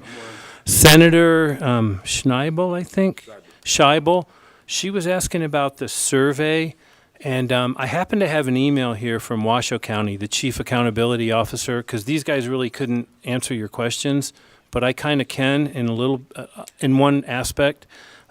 There's actually 2 surveys. There's a school climate survey and a social emotional learning survey. Both Clark and Washoe County give both of those surveys according to the Chief Accountability Officer in Washoe County. Unfortunately, those surveys used to be anonymous, and the districts would tell the kids and the parents that you don't have to take it, you don't have to do, you say what you want. Now kids have to sign in to take those surveys. So we're very concerned. One of those surveys is Panorama Education. And anyone who is following Mayor Garland's son-in-law, he owns that one company. And my kids have never taken these surveys. And I think most parents, and the reason is, the data that the kids enter on that survey now, Panorama Education gets.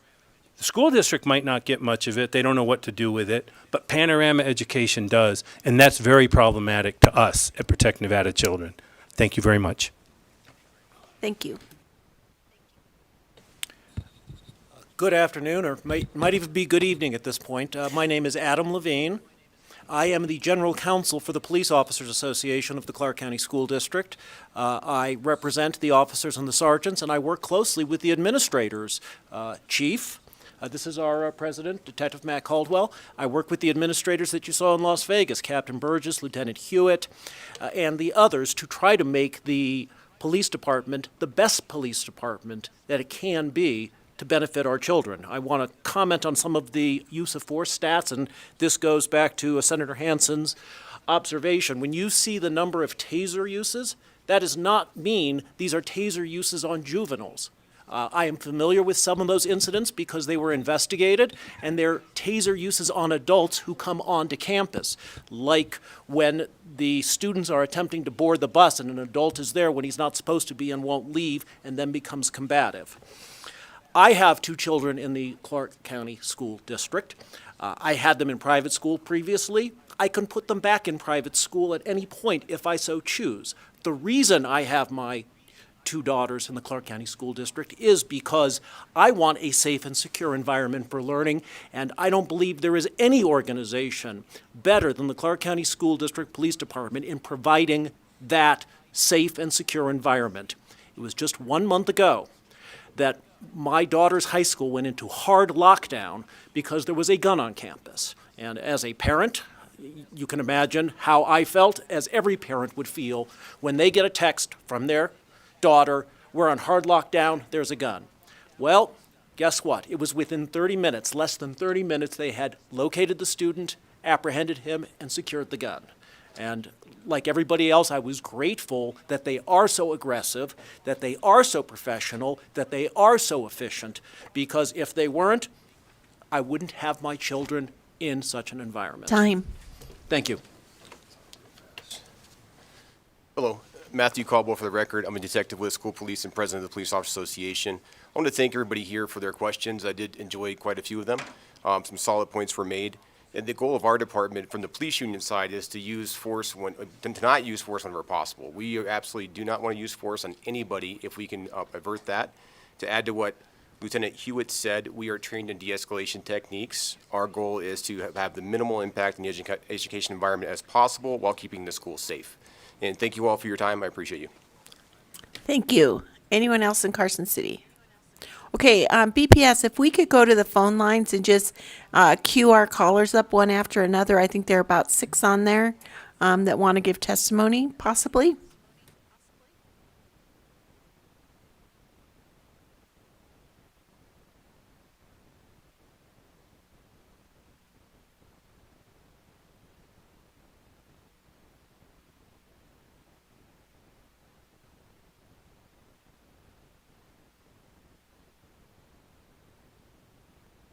Thank you, Chair. To provide public comment, please press star 9 to take your place in the queue.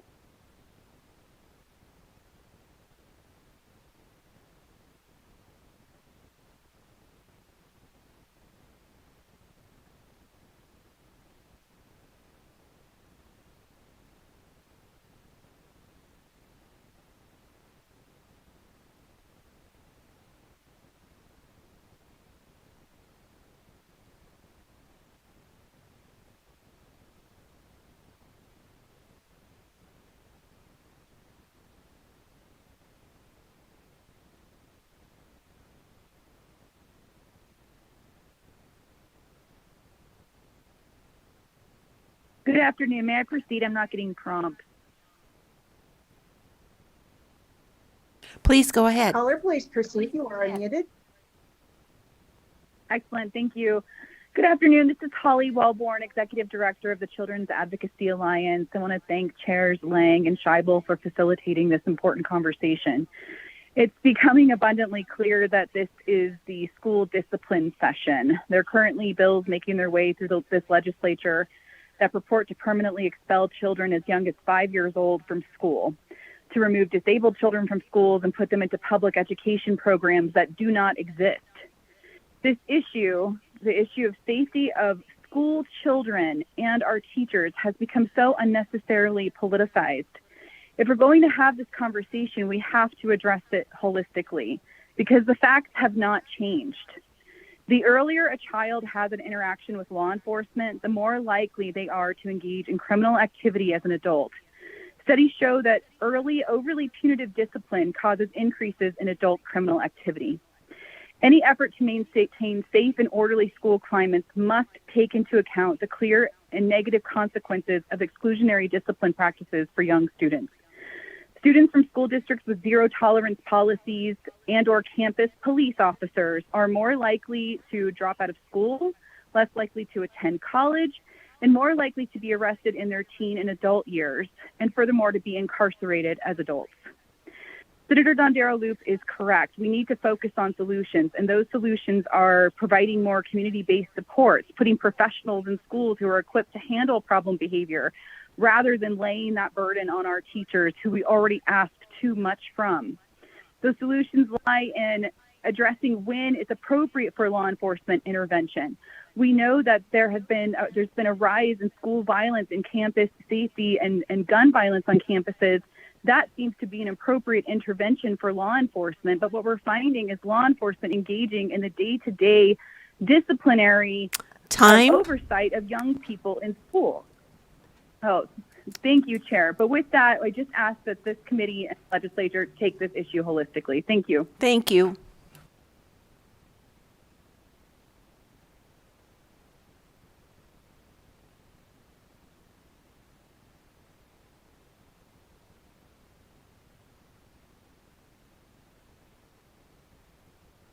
Good evening, everyone. My name is Cyrus, C-Y-R-U-S. I'd like to talk about the fact that, yes, I agree that CPSC could certainly use reform, but a lot of these organizations that are fighting against it, particularly the social justice crowd, they should be taken with a grain of salt. While there was a protest about a month ago regarding what the officer did to the 14-year-old, I was just standing there. I have it all on video. And then many of these organizations, including No Racism 65, started to threaten me verbally. And I have it all on video. And this is kind of interesting because, to me, they really want the police to pick and choose what they want. I had an incident in the Clark County Library where I believe the Clark County School Police was there. The head of the organization was starting to yell and started to create tension. But somehow they all took their side. And I have it all on video. I was just expressing my First Amendment right, and I was escorted out of the library. So it's funny because they want the police to use against their causes, but not on true basis law and order. And I can show you the video of exactly what's going on. And regarding JARA, he pushed for the sales tax increase in 2019. I want to know, where are we now? And not to mention, where you have, a lot of this is racial and social justice. Where you have diversity, you often will get conflict. We've been trying to integrate for decades. Let's have some second thoughts. A lot of this is a result of parity. And if there is racial justice, why don't we talk about the racial bias when it comes to security guards? Why stop from just police? Think about it. I'm sorry, your time is up. I really urge you to investigate this matter. Thank you. Appreciate it. Thank you.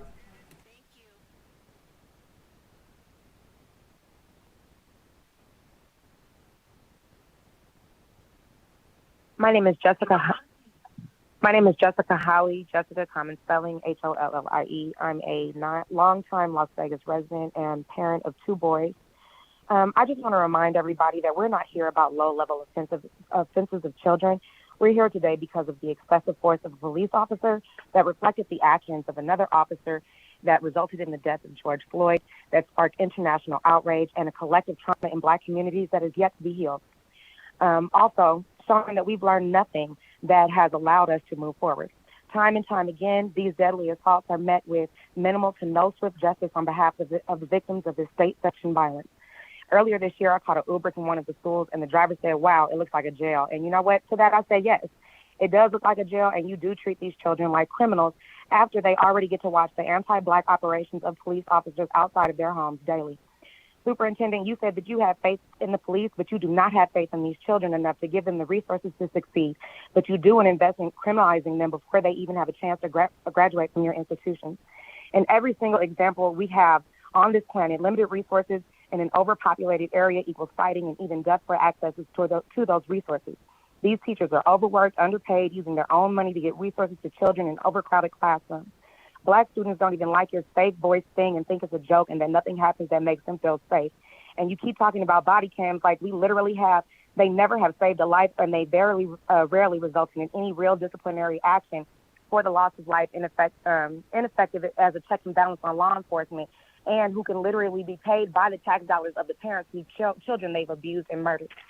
CCSD has wholly proved unable to keep our children safe or well educated, while it consistently comes in as number 49 and 50 within this state. You guys have constantly invested in our children's demise. Like, you don't even have like any of the statistics. You have every single statistic out there except for how our children are being policed constantly out while you submit.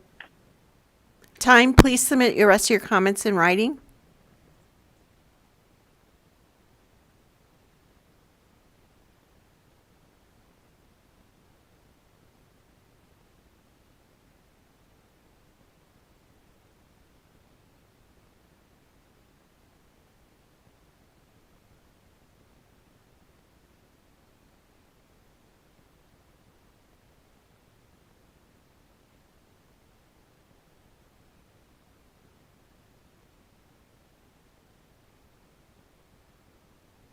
BPS, is there anyone else on the telephone lines? Hello, this is Christina Zeddes. I'd like to speak. Yes, this is please go Christina ahead. Zeddes, Senate Committee, Cop Black Eye, and Jesus Jara. I'm just calling in reference to being a lifelong advocate of education. I've worked in the Clark County School District for several years. 8 of my years were in the Clark County School District Police Department. And there's a video circulating via social media. We're all aware of it. And it depicts the officer adequately doing his performance. He was doing his essential deeds. He was distracted by a juvenile. He excessively used force. He abused his power in the moment. And it wasn't a moment of he needed life or death. It was a moment of personal frustration. He booked and charged and grabbed that juvenile when he was already having somebody in custody. There was no reason for that. And I take it seriously because I am an advocate for education. And on that note, I'd like to say I do agree with Cop Black Eye in reference to middle school officers. During my tenure years, when I was with the Clark County School District Police Department, we had officers at middle schools. It did alleviate a lot of discipline. Also, I would like to agree with everybody that wants social workers. We need those people in there. We need our officers to be trained on 504s, IEPs, RTIs, any social emotional learning. They need this training.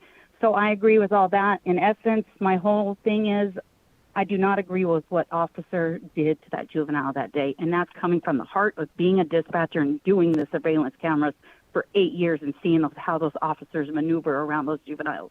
Thank you. That's my comment. Thank you.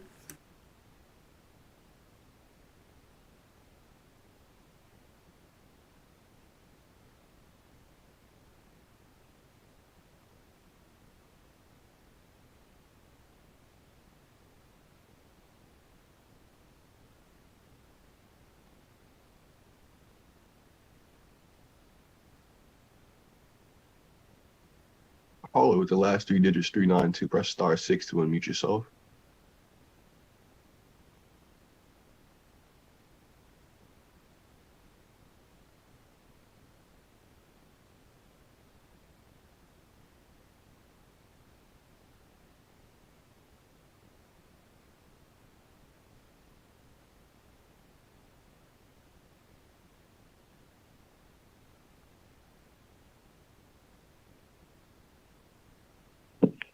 Jeremy Anderson, for the record. My son is a student at Durango High School. He is in the special needs program there. And in September of 2022, he was videotaped with another special needs student over top of a bathroom stall. And the video was disseminated onto TikTok and to Instagram, which is where our family found it.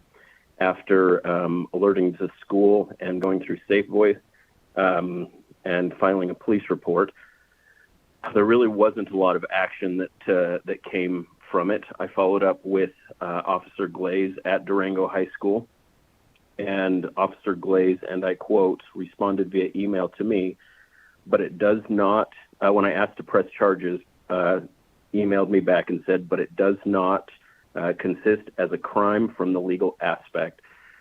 These officers need significant training. Watching the other video at Durango High School that happened, these officers they need training. And to listen to the things that I've heard today during this 3-hour process is kind of disturbing when your chief of police is cowering at the pressure of being the police chief for the 5th largest school district in the country.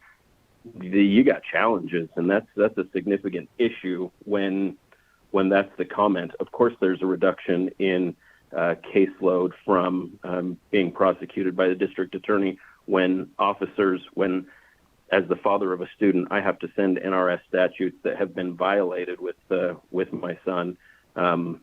There's when it comes to IEPs, special needs, de-escalation of situations.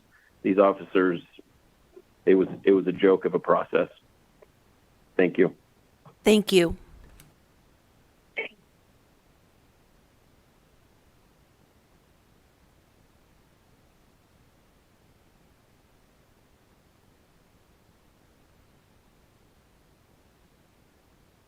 Thank you so much for today's meeting. Camila Bywaters, President of the Las Vegas Alliance of Black School Educators and the Chair for Education for the National Action Network here in Las Vegas.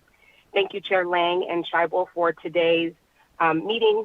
I speak constantly to parents who are literally in tears when they tell me about situations where their 12-year-old children are being accused of battery when they've never been in trouble before on the school campus and get in a fight. And these are the type of charges that are happening. We know what the problems are. We've heard a lot of solutions. What we need is a system of accountability for our superintendent and for the cabinet.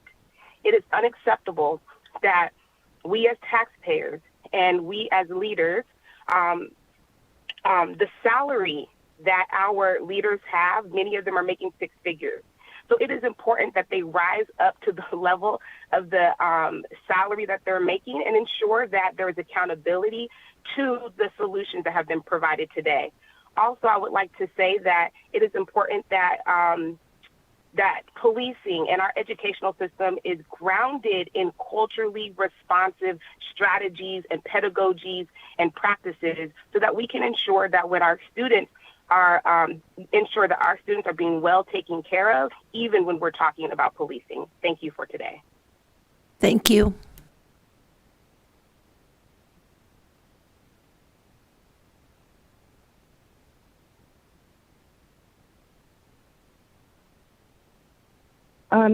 Good afternoon, Senate committees. Thank you so much for your time today.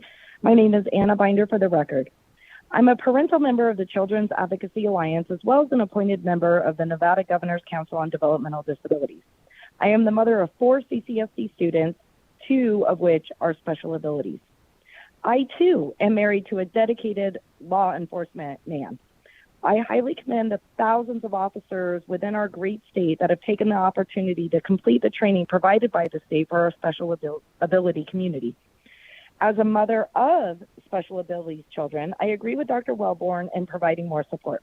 I take accountability as a mother for my children.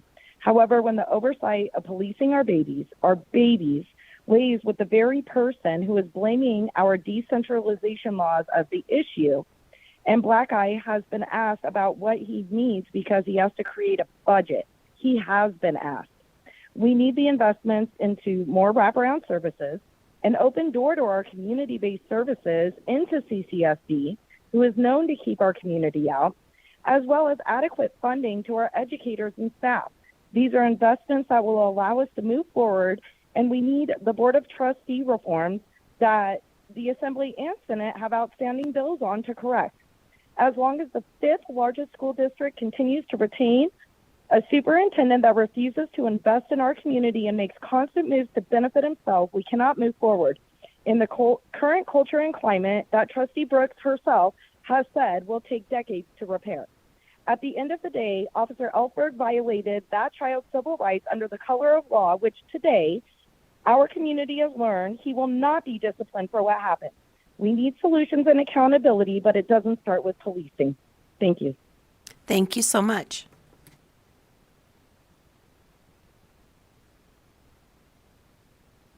Hello, everybody. Assembly, Dr. Jara, Chief Black Eye, everybody else. This is John Carlo, the young gentleman from Las Vegas. I'm calling to say that we need to confess as a state we're failing our children. I'm sitting in on a lot of legislative meetings, and I keep hearing there's not enough money, which I don't buy that. I'm pro capital punishment. I'm for teachers defending themselves, and I believe children have a right to feel safe when they go to school. I'm not for getting rid of all the police, but I'm for getting rid of bad police. And I don't put this on Chief Black Eye. I put this on Dr. Jara. I have seen with my own eyes this Officer Elfberg, manhandle Chelsea Fisher, who publicly commented today. I've seen the circus that they run, and even parents that are calling in and telling you guys about this circus. We need to audit CCSD. We don't need to put cameras in the schoolrooms. We need to put cameras in Dr. Jara's office. And it costs too much for safety. I mean, why don't we have metal detectors in the front of the school building? Guys, we will all meet God with what we do in this meeting and with our lives. But please stop playing games with the children. I am really not happy with that. I've seen it. No, I've seen the circus, guys. Please stop it. And these legislators, hold them accountable. Audit CCSD. Thank you. Thank you.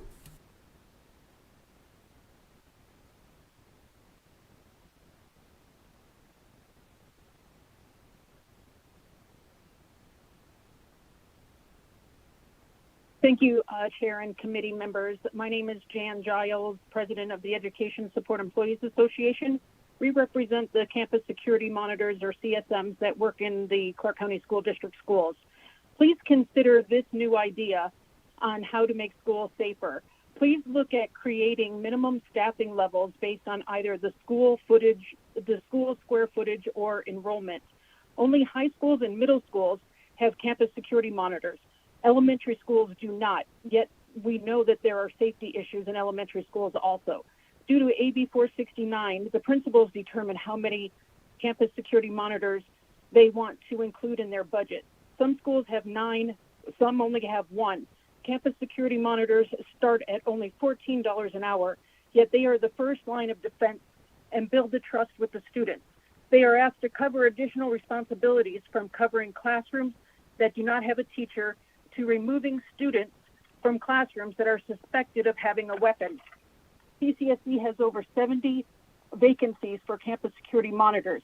CCSD cannot fill these positions due to the low wages versus the risk these employees are required to take. Please raise the salaries for these employees instead of having permanent employees. Instead of having CCSD use Dads in Schools programs, which isn't consistent because they are a volunteer program versus a permanent employee. Thank you. Thank you. If you have just joined us and would like to provide public comment, press star 9 to take your place in the queue.